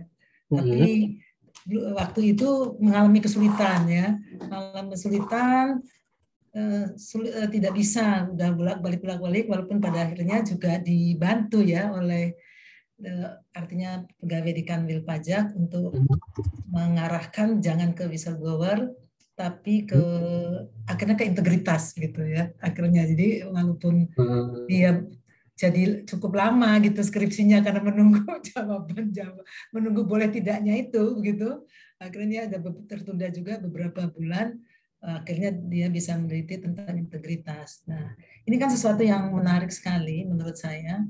Andaikan mahasiswa bisa diperkenankan ya untuk meneliti sistem ini begitu, karena seperti tadi sampaikan Mas Fira ya, juga saya kira ada pengaruhnya ya, ada pengaruh yang positif kepada para pegawai di Kemenq untuk tidak terlalu berani korupsi begitu, karena bisa dipantau ya, artinya bisa dilihat oleh teman-temannya, diketahui teman-temannya dan bisa dilaporkan. Nah, sehingga kemudian itu menurut saya mungkin salah satu ya yang akhirnya menekan angka korupsi di Kementerian Keuangan begitu. Nah ini sepengetahuan Mas, bisa enggak ya, sudah boleh enggak ya kayaknya neliti ini, walaupun ini memang rahasia ya, tetapi apanya yang bisa diteliti begitu, supaya nanti mahasiswa-mahasiswa kami itu juga bisa meneliti yang tema-tema, topik-topik atau permasalahan-permasalahan yang belum biasa diteliti begitu ya, diteliti oleh mahasiswa-mahasiswa lainnya gitu. Kalau enggak kadang-kadang nelitinya kan itu dari tahun itu sama gitu ya. Nah itu kemarin itu ya itu beberapa tahun yang lalu ya, mungkin 2 atau 3 tahun lalu ya itu Sylvia itu ya. Nah itu dia tertantang sekali untuk meneliti itu, tetapi agak kesulitan sehingga akhirnya tetapi juga dibantu akhirnya untuk meneliti, akhirnya diminta mengganti judul menjadi integritas. Ini gimana nih komentar dari Enggak, ingin tahu saya jawabannya. Mohon maaf tadi saya sempat terlempar. Jadi intinya ini ya Bu, bagaimana meneliti supaya bisa meneliti bisa tersebut ya Bu. Iya, sistemnya itu ya, mungkin kan memang itu rahasia tapi mungkin whistleblower system tersebut. Iya. Atau mungkin kalau dihubungkan dengan tadi ya, sistem whistleblower untuk mencegah korupsi itu tadi ya, misalnya ya dihubungkan gitu, walaupun tidak itu jadi satu kesatuan gitu ya, bukan 2 variabel tapi 1 variabel misalnya. Nah itu mungkin sangat menarik. Kalau ada nggak yang untuk mahasiswa lain yang bisa meneliti selama ini, mahasiswa-mahasiswa dari berbagai perguruan tinggi misalnya yang berminat untuk meneliti sistem itu?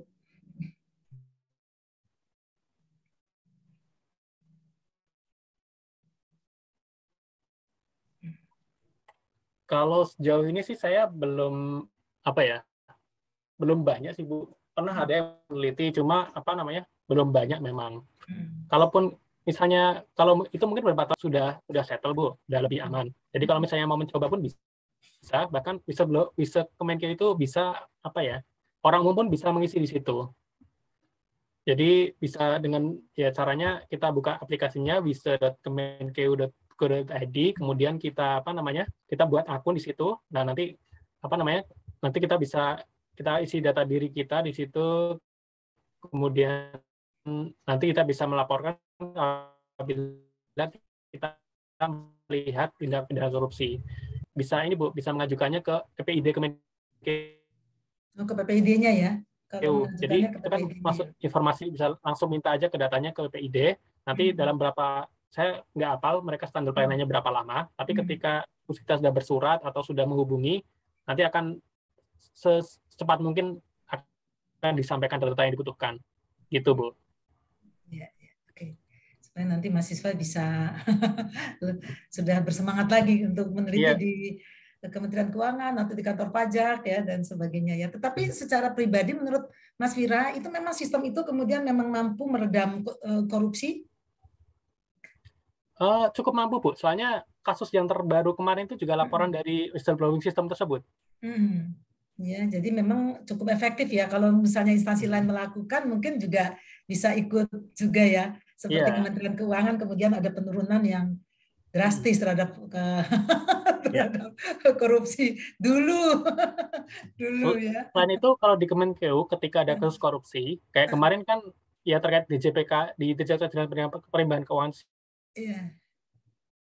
tersebut, kasusnya kan ada kasus suap diantarkan melalui tamu gitu kan. Nah, tamunya itu dia langsung masuk ke ruangan. Akhirnya sekarang ketika kita ada tamu, kita nggak boleh langsung nemu di ruangan. Ada ruang khusus tamu sendiri dan itu diawasi oleh CCTV. Dan pertemuannya pun direkam. Iya. Wah, itu ya. Jadi memang sebenarnya kalau ada keinginan yang kuat ya dari pimpinan organisasi, itu saya kira di era sekarang, di era IT itu sebenarnya mudah ya, lebih mudah untuk menggunakan berbagai berbagai tadi ya cara teknologi itu bisa digunakan teknologi untuk menghindari itu ya. Oke, ya terima kasih. Ini udah ada pertanyaan lagi nih dari Renaldi.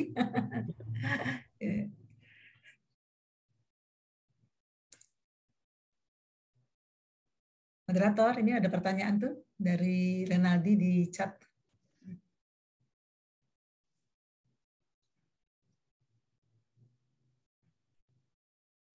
Baik, terima kasih atas jawabannya Mas Dika terhadap pertanyaannya Bu Lena.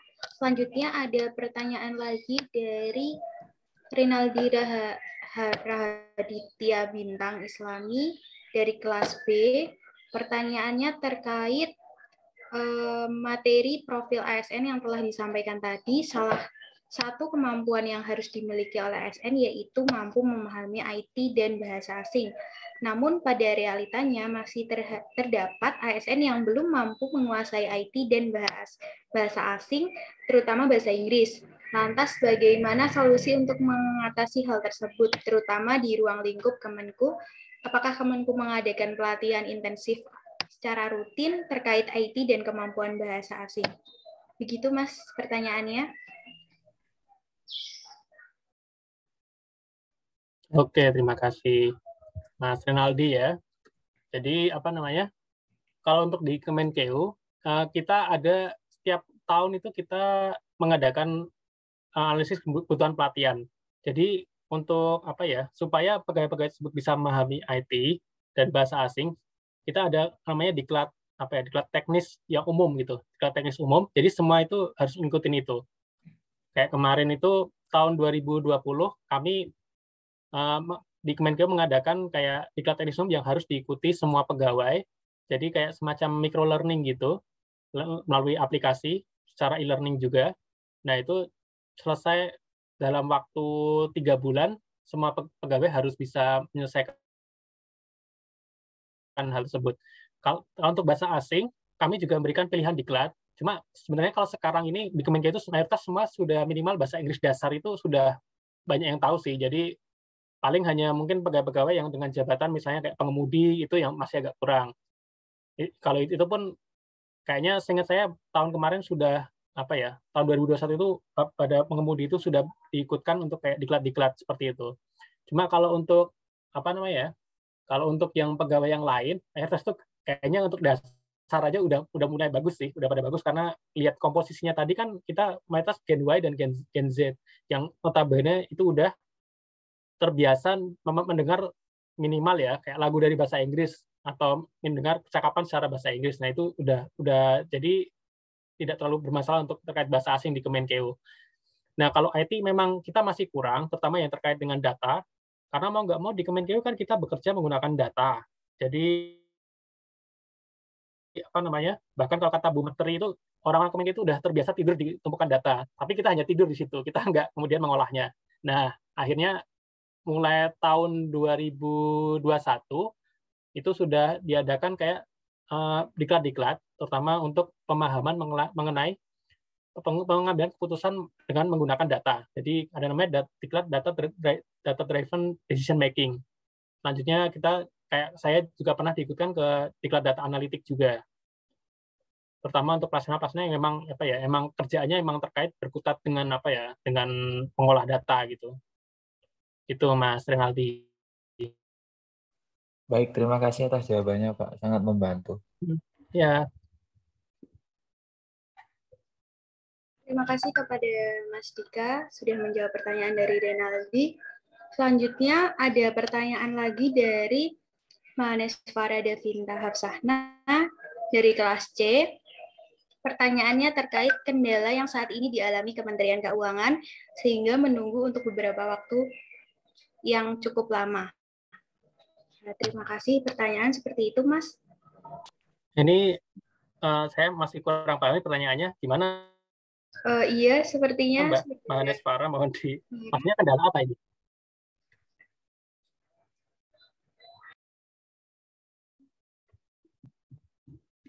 Farah, apakah bisa on mic saja? Memperjelas pertanyaannya.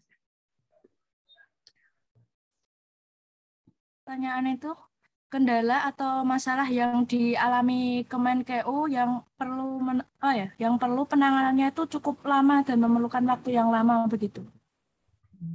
Ini terkait apa ya? Terkait dengan semata ASN atau hal lain. Jadi kan kita juga ada yang terkait teknis pekerjaan kita. Nah, ini yang mananya nih? Terkait ASN, Mas. Oh, terkait ASN.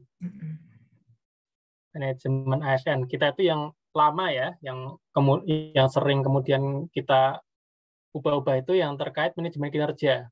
Jadi kita itu selalu membuat formulasi kinerja supaya bagaimana cara penilaian kinerja yang tepat supaya para pegawai tersebut itu kinerjanya itu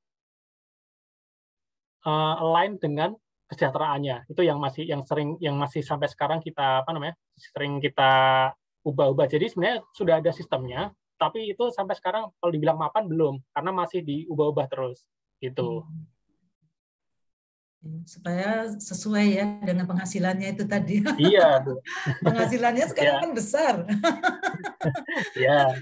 Jadi harus betul tuh penilaian kinerjanya ya. Jadi tapi tetap memakai SKP juga ya. Tapi kan masih tetap ada SKP ya. SKP masih tetap ada digunakan. SKP. Terus mungkin yang ada yang internal ya, khusus ya, yang dari Kementerian Keuangan itu sendiri ya. Iya. Gimana Farah? Cukup menjawab? Terima kasih atas penjelasannya, Pak Difak. Ya, udah jelaskan ya. Besok kamu daftar ke sana biar lebih jelas. Oke. Ini masih ada lagi nih. Baik, terima kasih kepada Mas Dika. Selanjutnya ada pertanyaan lagi dari Diva Anggersakena dari kelas C. Pertanyaannya adalah apakah hutang negara berada di bawah fungsi Kemenkeu dan bagaimana Kementerian Keuangan menetralisasi stigma negatif masyarakat akan hutang negara yang terus dilakukan oleh Indonesia? Oke, ini di luar tema tapi nggak apa, saya bisa jawabnya. Jadi Mas Diva, ini hutang negara betul berada di bawah fungsi Kemenkeu. Jadi kalau unit eselon 1 yang mengelolanya namanya Direktorat Jenderal Pengelolaan Pembiayaan dan Risiko, DJPPR. Nah, itu di direktorat tersebut mengelola terkait utang-utang yang diambil oleh pemerintah Indonesia dalam rangka pembangunan, bisa untuk pembangunan infrastruktur atau untuk pembiayaan yang lain.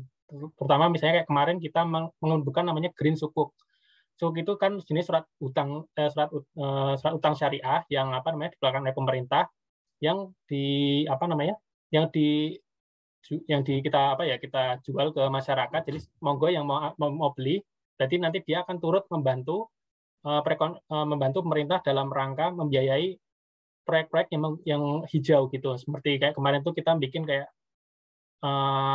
jembatan gitu di daerah mana, di daerah Lampung seingat saya. Nah, itu jembatan yang menghubungkan antara Lampung dengan provinsi Sumatera Selatan itu. Nah, itu jadi sekarang itu udah lebih bagus lah, dan terutama kayak untuk tol juga itu sudah menggunakan sukuk tersebut. Jadi untuk menetralisasi stigma negatif masyarakat akan utang yang terus dilakukan Indonesia, mau nggak mau kita harus terus melakukan komunikasi dengan masyarakat. Bisa dengan lewat sosial media, atau bisa dengan media massa. Kalau di sosial media nanti Mas Diva bisa bisa add Instagram di Kemenkeu atau Instagramnya atau mungkin TikTok pun kayaknya Kemenkeu ada sekarang seingat saya, atau Facebook atau Twitter. Nah itu nanti kita setiap waktu itu kita menjelaskan mengenai itu utang itu untuk apa sih, itu apakah utang kita itu berbahaya enggak untuk beberapa tahun ke depan, apakah nantinya kita akan bangkrut seperti kata banyak ekonom gitu.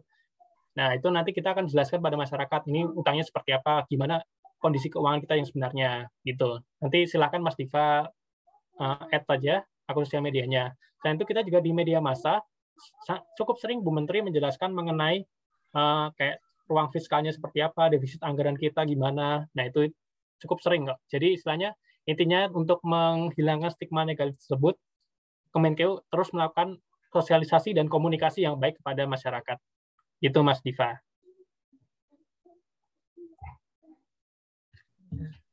Semoga cukup bantu menjawab ya Mas Diva. Terima kasih Mas Dika atas jawabannya dari pertanyaannya Diva. Selanjutnya, apakah ada teman-teman yang masih mau bertanya karena masih ada waktu untuk sesi tanya-jawab? Jika ada yang mau bertanya, silahkan bisa raise hand atau menuliskan pertanyaannya di kolom chat.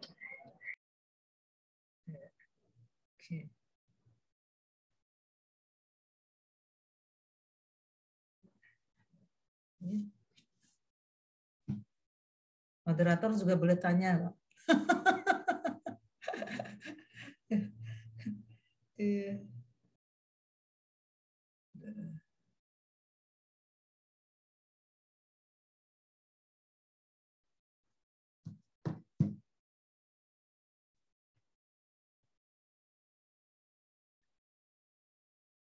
Ini sambil menunggu ya, saya ingin tanya lagi ya Mas, bukan bertanya khusus, tapi melanjutkan yang hutang-hutang itu. Oh, siap, Bu. Yang hutang ini memang ini menarik walaupun bukan tema hari ini ya. Seperti yang tadi disampaikan, itu kan memang banyak masyarakat tidak begitu paham ya, tidak begitu paham. Pasti kalau berhutang tuh pasti kemudian tadi ya negara akan akan bangkrut begitu. Karena mungkin pikirannya hutang seperti kalau kita berhutang secara pribadi kali ya. Tapi ini tantangan loh Mas buat Kementerian Keuangan ya, terutama untuk humasnya mungkin tadi ya, bagian humasnya tadi melalui TikTok, melalui berbagai media untuk terus menyampaikan, mensosialisasikan, karena sekarang itu kan Instagram, TikTok, yang lain-lainnya itu terlalu banyak sehingga membingungkan masyarakat juga begitu. Sehingga kok ini utangnya udah besar sekali kan gitu ya, kok berani gitu ya. Tapi kalau secara rasional kan kita berpikir masa menteri berani kalau memang seperti itu ya, artinya seperti yang dikatakan tuh pasti bangkrut kan nggak mungkin menterinya berani gitu ya. Nah, berani misalnya meningkatkan hutang begitu. Nah, itu juga saya kira itu tantangan juga ya, itu oleh Kementerian Keuangan untuk menjelaskan kepada masyarakat. Masalahnya sekarang terlalu banyak itu, Pak, media sosial itu. Media sosial dengan berita-berita yang hoax-hoax itu ya. Itu. Padahal saya kira ya mungkin bagi Kementerian Keuangan tadi ya udah sering sudah mengkanter juga lewat menjelaskan melalui berbagai media sosial sekarang ini. Ya, itu nggak bertanya saya sebenarnya, cuma ya karena masalah hutang itu kadang-kadang emang tim humasnya itu untuk gimana tim humasnya ya. Suaranya hilang. Suaranya hilang Mas Melodika. Orangnya juga ikut hilang nggak? Sepertinya terpental Bu Lena, Mas. Oh ya, agak terpental. Tadi mau menjawab, sempat hilang-hilang tadi kan suaranya. Terus iya Bu Lena. Terus hilang, nanti mungkin masuk lagi. Sudah kembali lagi Bu Lena. Kembali ya, mau menjawab terkait bagaimana humas atau bagian humas. Iya. Silakan Mas. Sudah masuk lagi kan? Ya, sudah Bu. Aduh. Jadi humasnya emang bagus sih Bu. Jadi kami ditekankan untuk apa namanya ya? Saya sendiri secara nggak langsung juga termasuk bagian humas juga. Jadi kalau di Kemenkeu kan ada program namanya Kemenkeu 1. Jadi program Kemenkeu 1 itu semua kebijakan Kemenkeu itu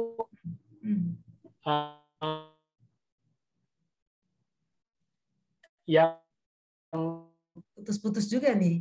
Baik untuk masyarakat, dengan tetangga, atau dengan apa. Nah, itu kita diminta juga untuk mensosialisasikannya. Iya, setiap orang harus jadi Bu. PR. Jadi,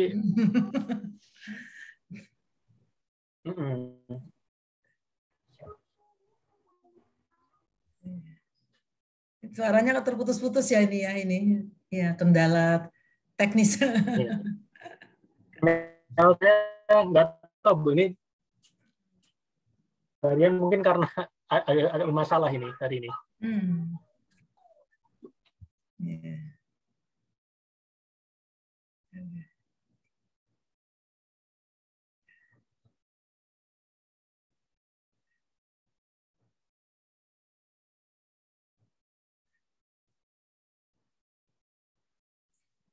Masih ada kendala ini, I think teknis.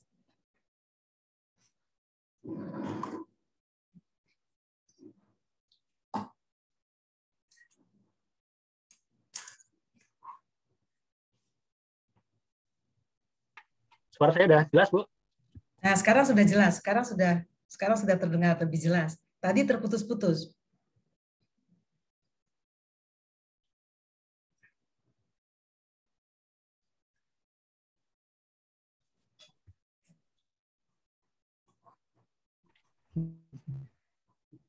Sekarang hilang lagi.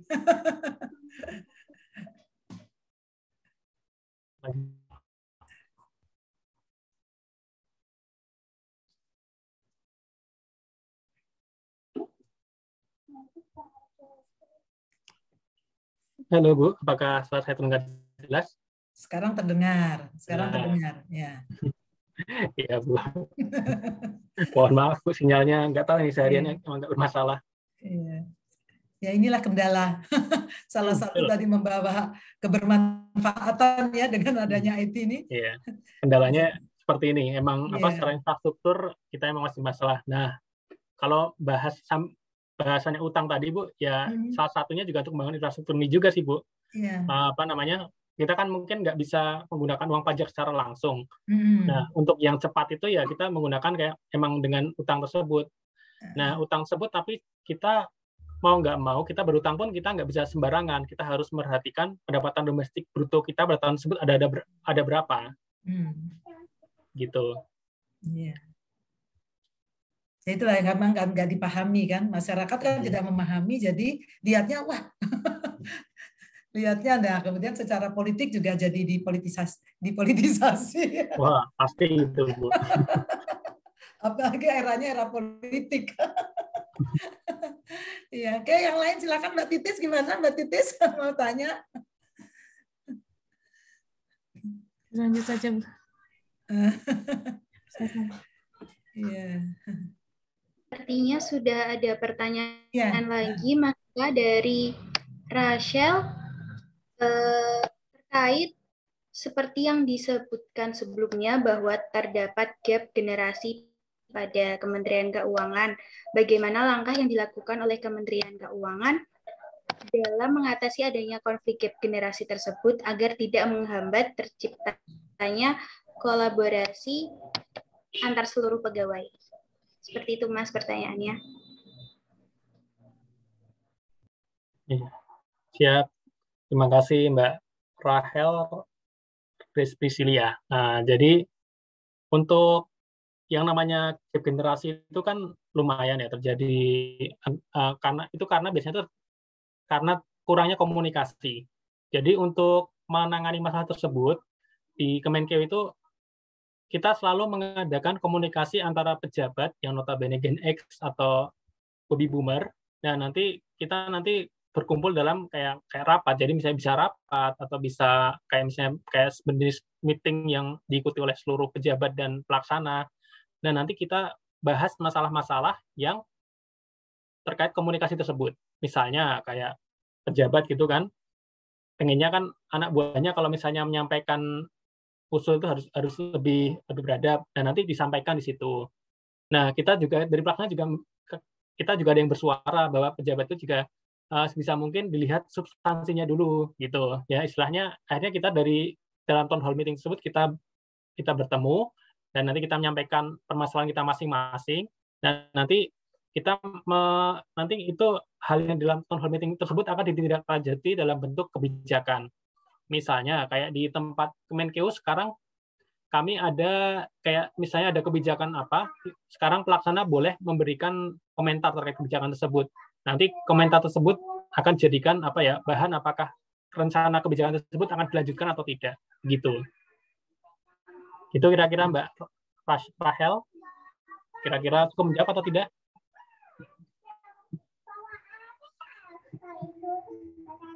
Siap, makasih sama-sama.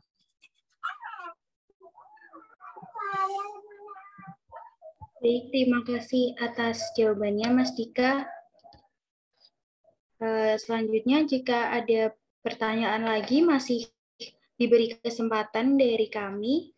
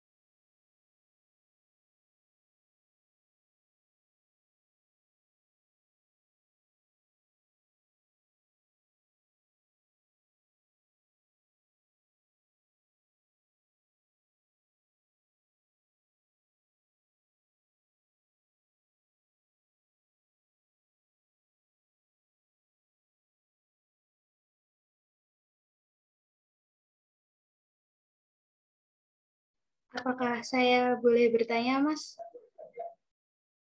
Monggo, boleh, silakan. Pertanyaan dari saya, tantangan atau hambatan apa yang Mas Dika pernah rasakan selama bekerja di Kementerian Keuangan yang menurut Mas Dika itu apa ya, tantangan tersebut tuh sangat berat dan mungkin bisa berpengaruh terhadap pekerjaannya Mas Dika gitu selama di Kementerian Keuangan? Wah, ini pribadi ya berarti ya. Ya.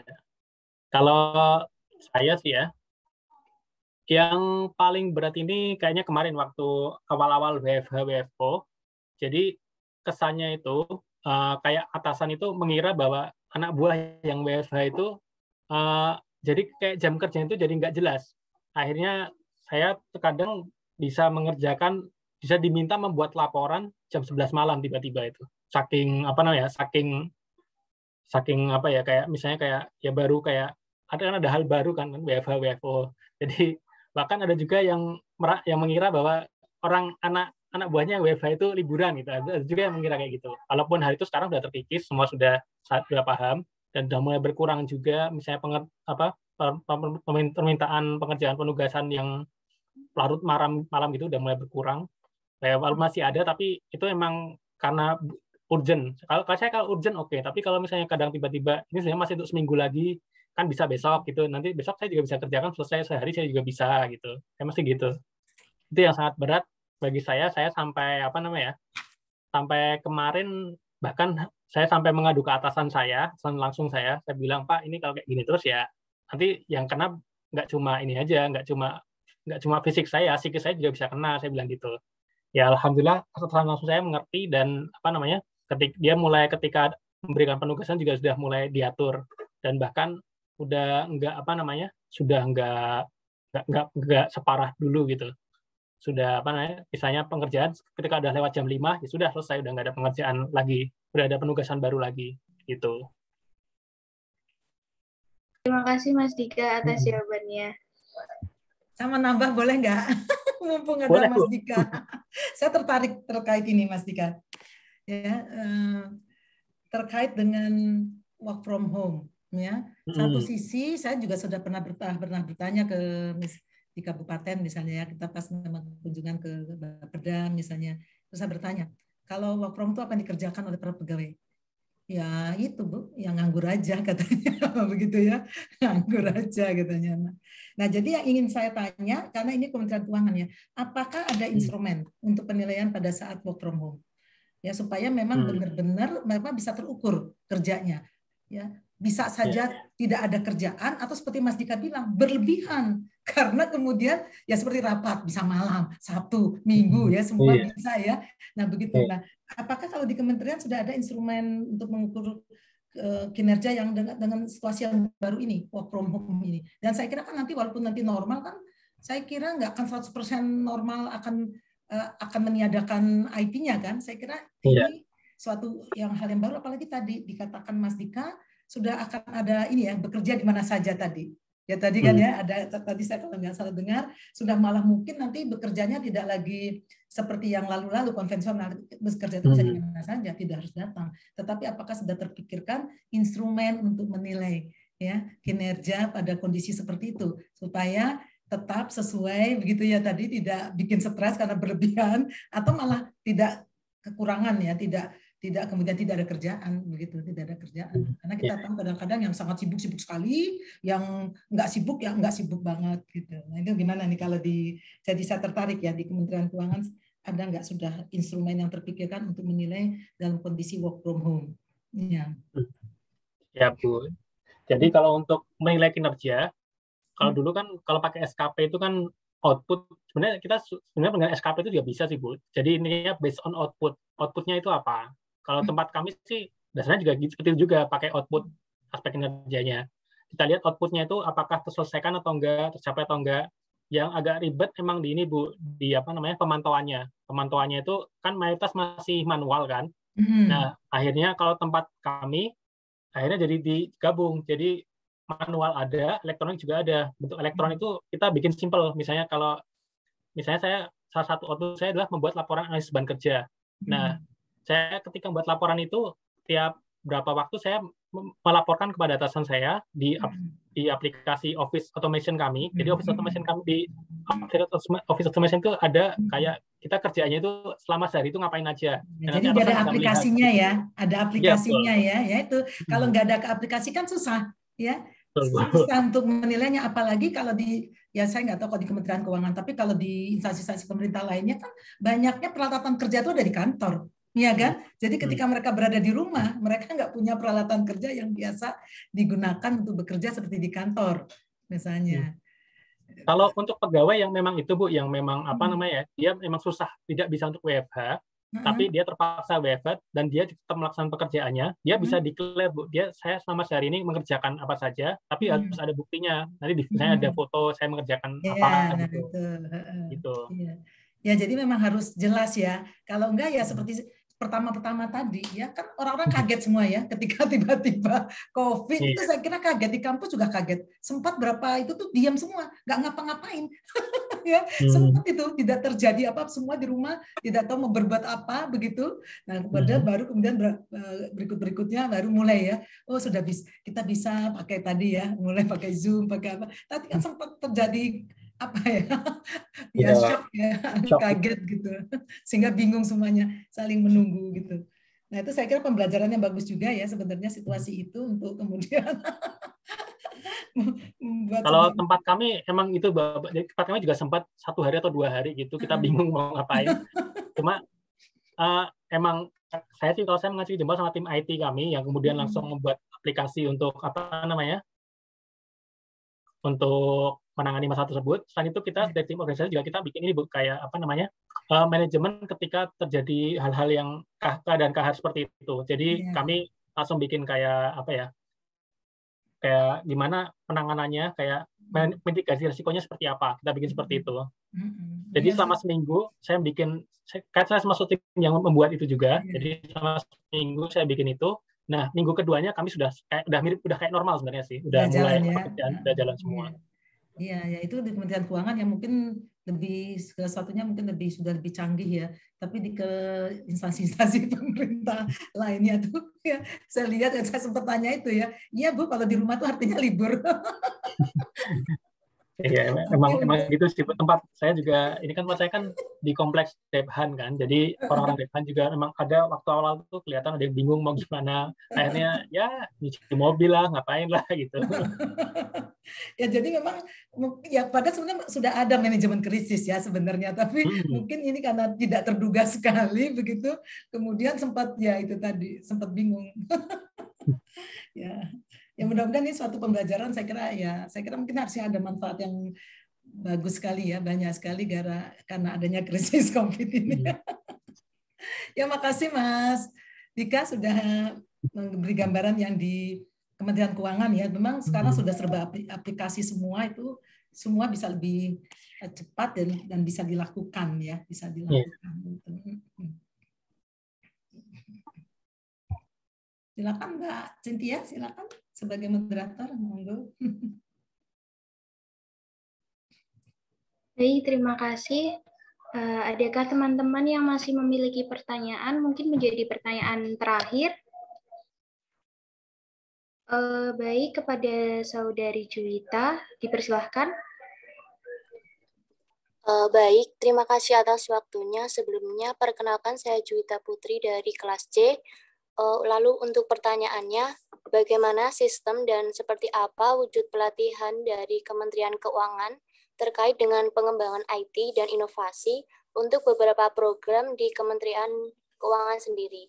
Apakah diberikan sekaligus, misal 1 bulan full digunakan untuk pelatihan, atau diberikan secara berkala dengan memberikan pelatihan secara rutin 1 minggu sekali atau semacamnya? Sekian dari saya, terima kasih. Siap, terima kasih Mbak Juwita ya.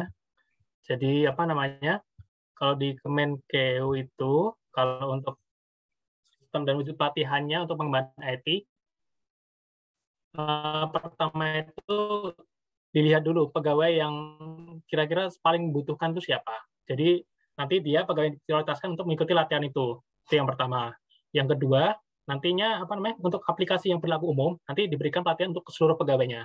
Nah, itu pelatihannya itu kalau untuk yang aplikasi umum itu bisa langsung. Jadi sambil bekerja, nanti pegawai itu diminta untuk menyelesaikan e-learning dalam waktu misalnya 1 minggu gitu, atau 2 minggu gitu. Sehingga sih cuma 1 minggu aja kalau e-learning karena cepat kan. Nah, tapi kalau misalnya untuk yang khusus gitu, misalnya ada pegawai yang memang pekerjaannya khusus untuk kayak saya juga pengolahan data. Nah, itu nanti ada diberikan pelatihan sampai 1 bulan full. Saya cuma pelatihan aja, nggak boleh diberikan pekerjaan. Nah, itu bisa seperti itu. Nah, kalau untuk berkalanya juga ada, jadi kayak semacam penyegaran. Misalnya kayak pelatihan Python gitu. Nah, Python saya diberikan penyegaran gitu. Jadi setiap 1 tahun sekali saya diminta untuk ikut gitu. Cuma itu juga tergantung atasan sih. Kalau itu misalnya atasan membolehkan ya saya ikut, kalau enggak ya enggak gitu. Cuma sejauh ini modelnya itu seperti itu.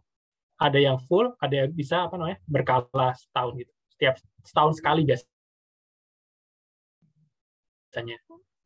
Itu Mbak Juwita. Oke, baik Mas. Terima kasih atas jawabannya, sudah sangat membantu. Sama-sama.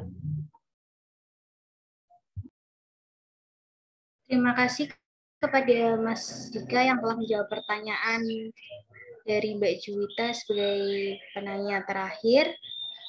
Terima kasih atas ilmu serta materi yang telah dipaparkan, sangat baik dan sangat bermanfaat bagi kita semua.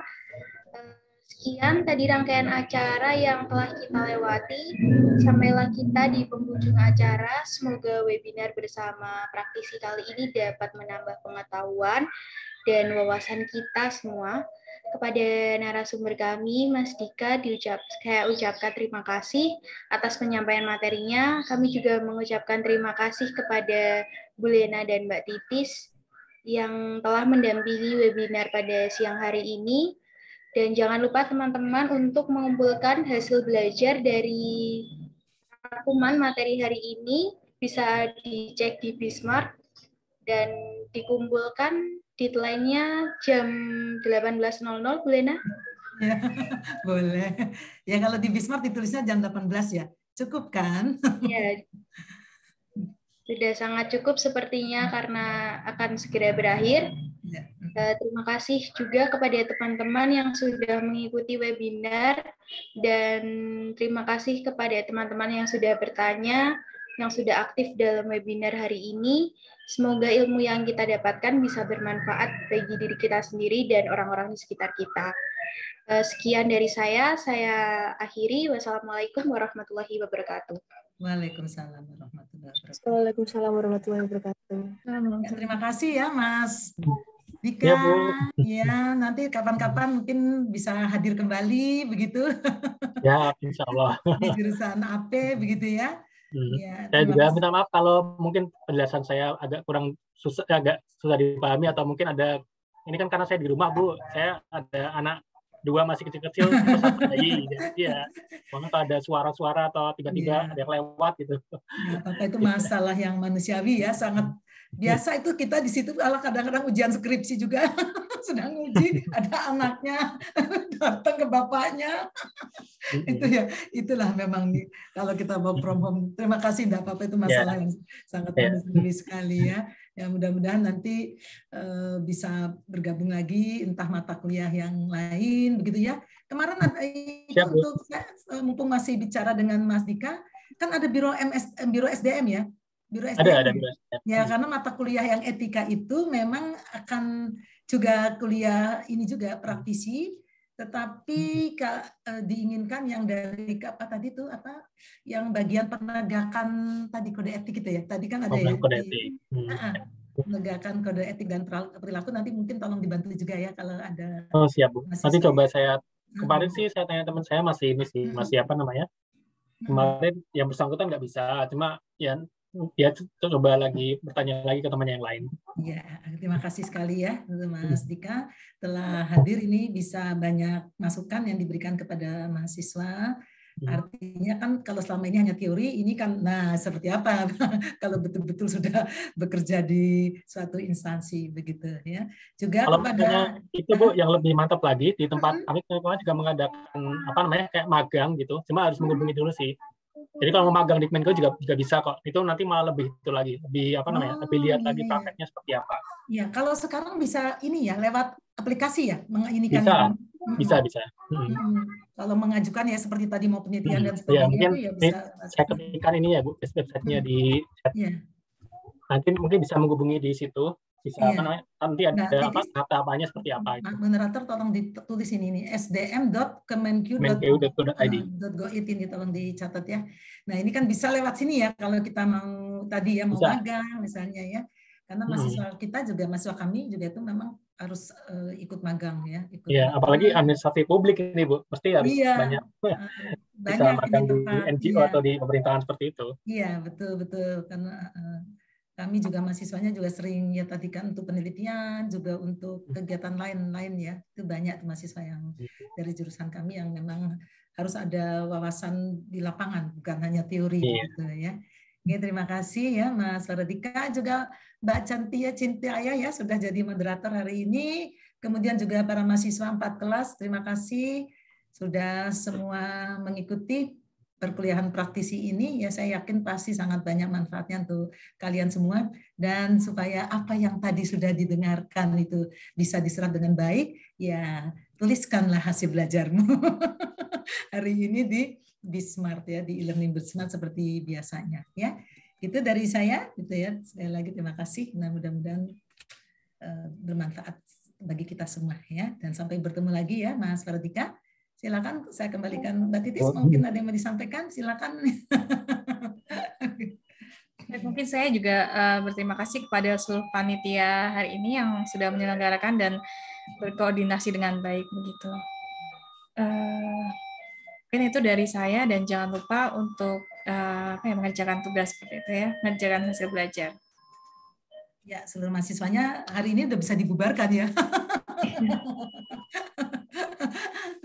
Oke, gitu. Ya. Silakan Mbak moderator sekarang ya, yang mau menutup atau mau apa, doa lagi. Silakan Mbak Cynthia. Baik Bu Lena, untuk menutup acara kita pada siang hari ini, marilah kita berdoa terlebih dahulu. Berdoa dimulai.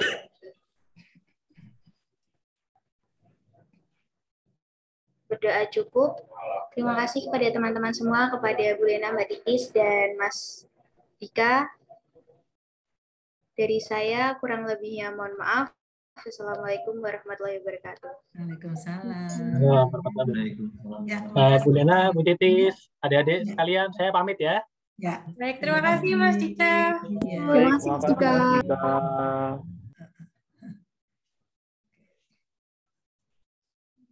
Ya, kita tutup juga ya.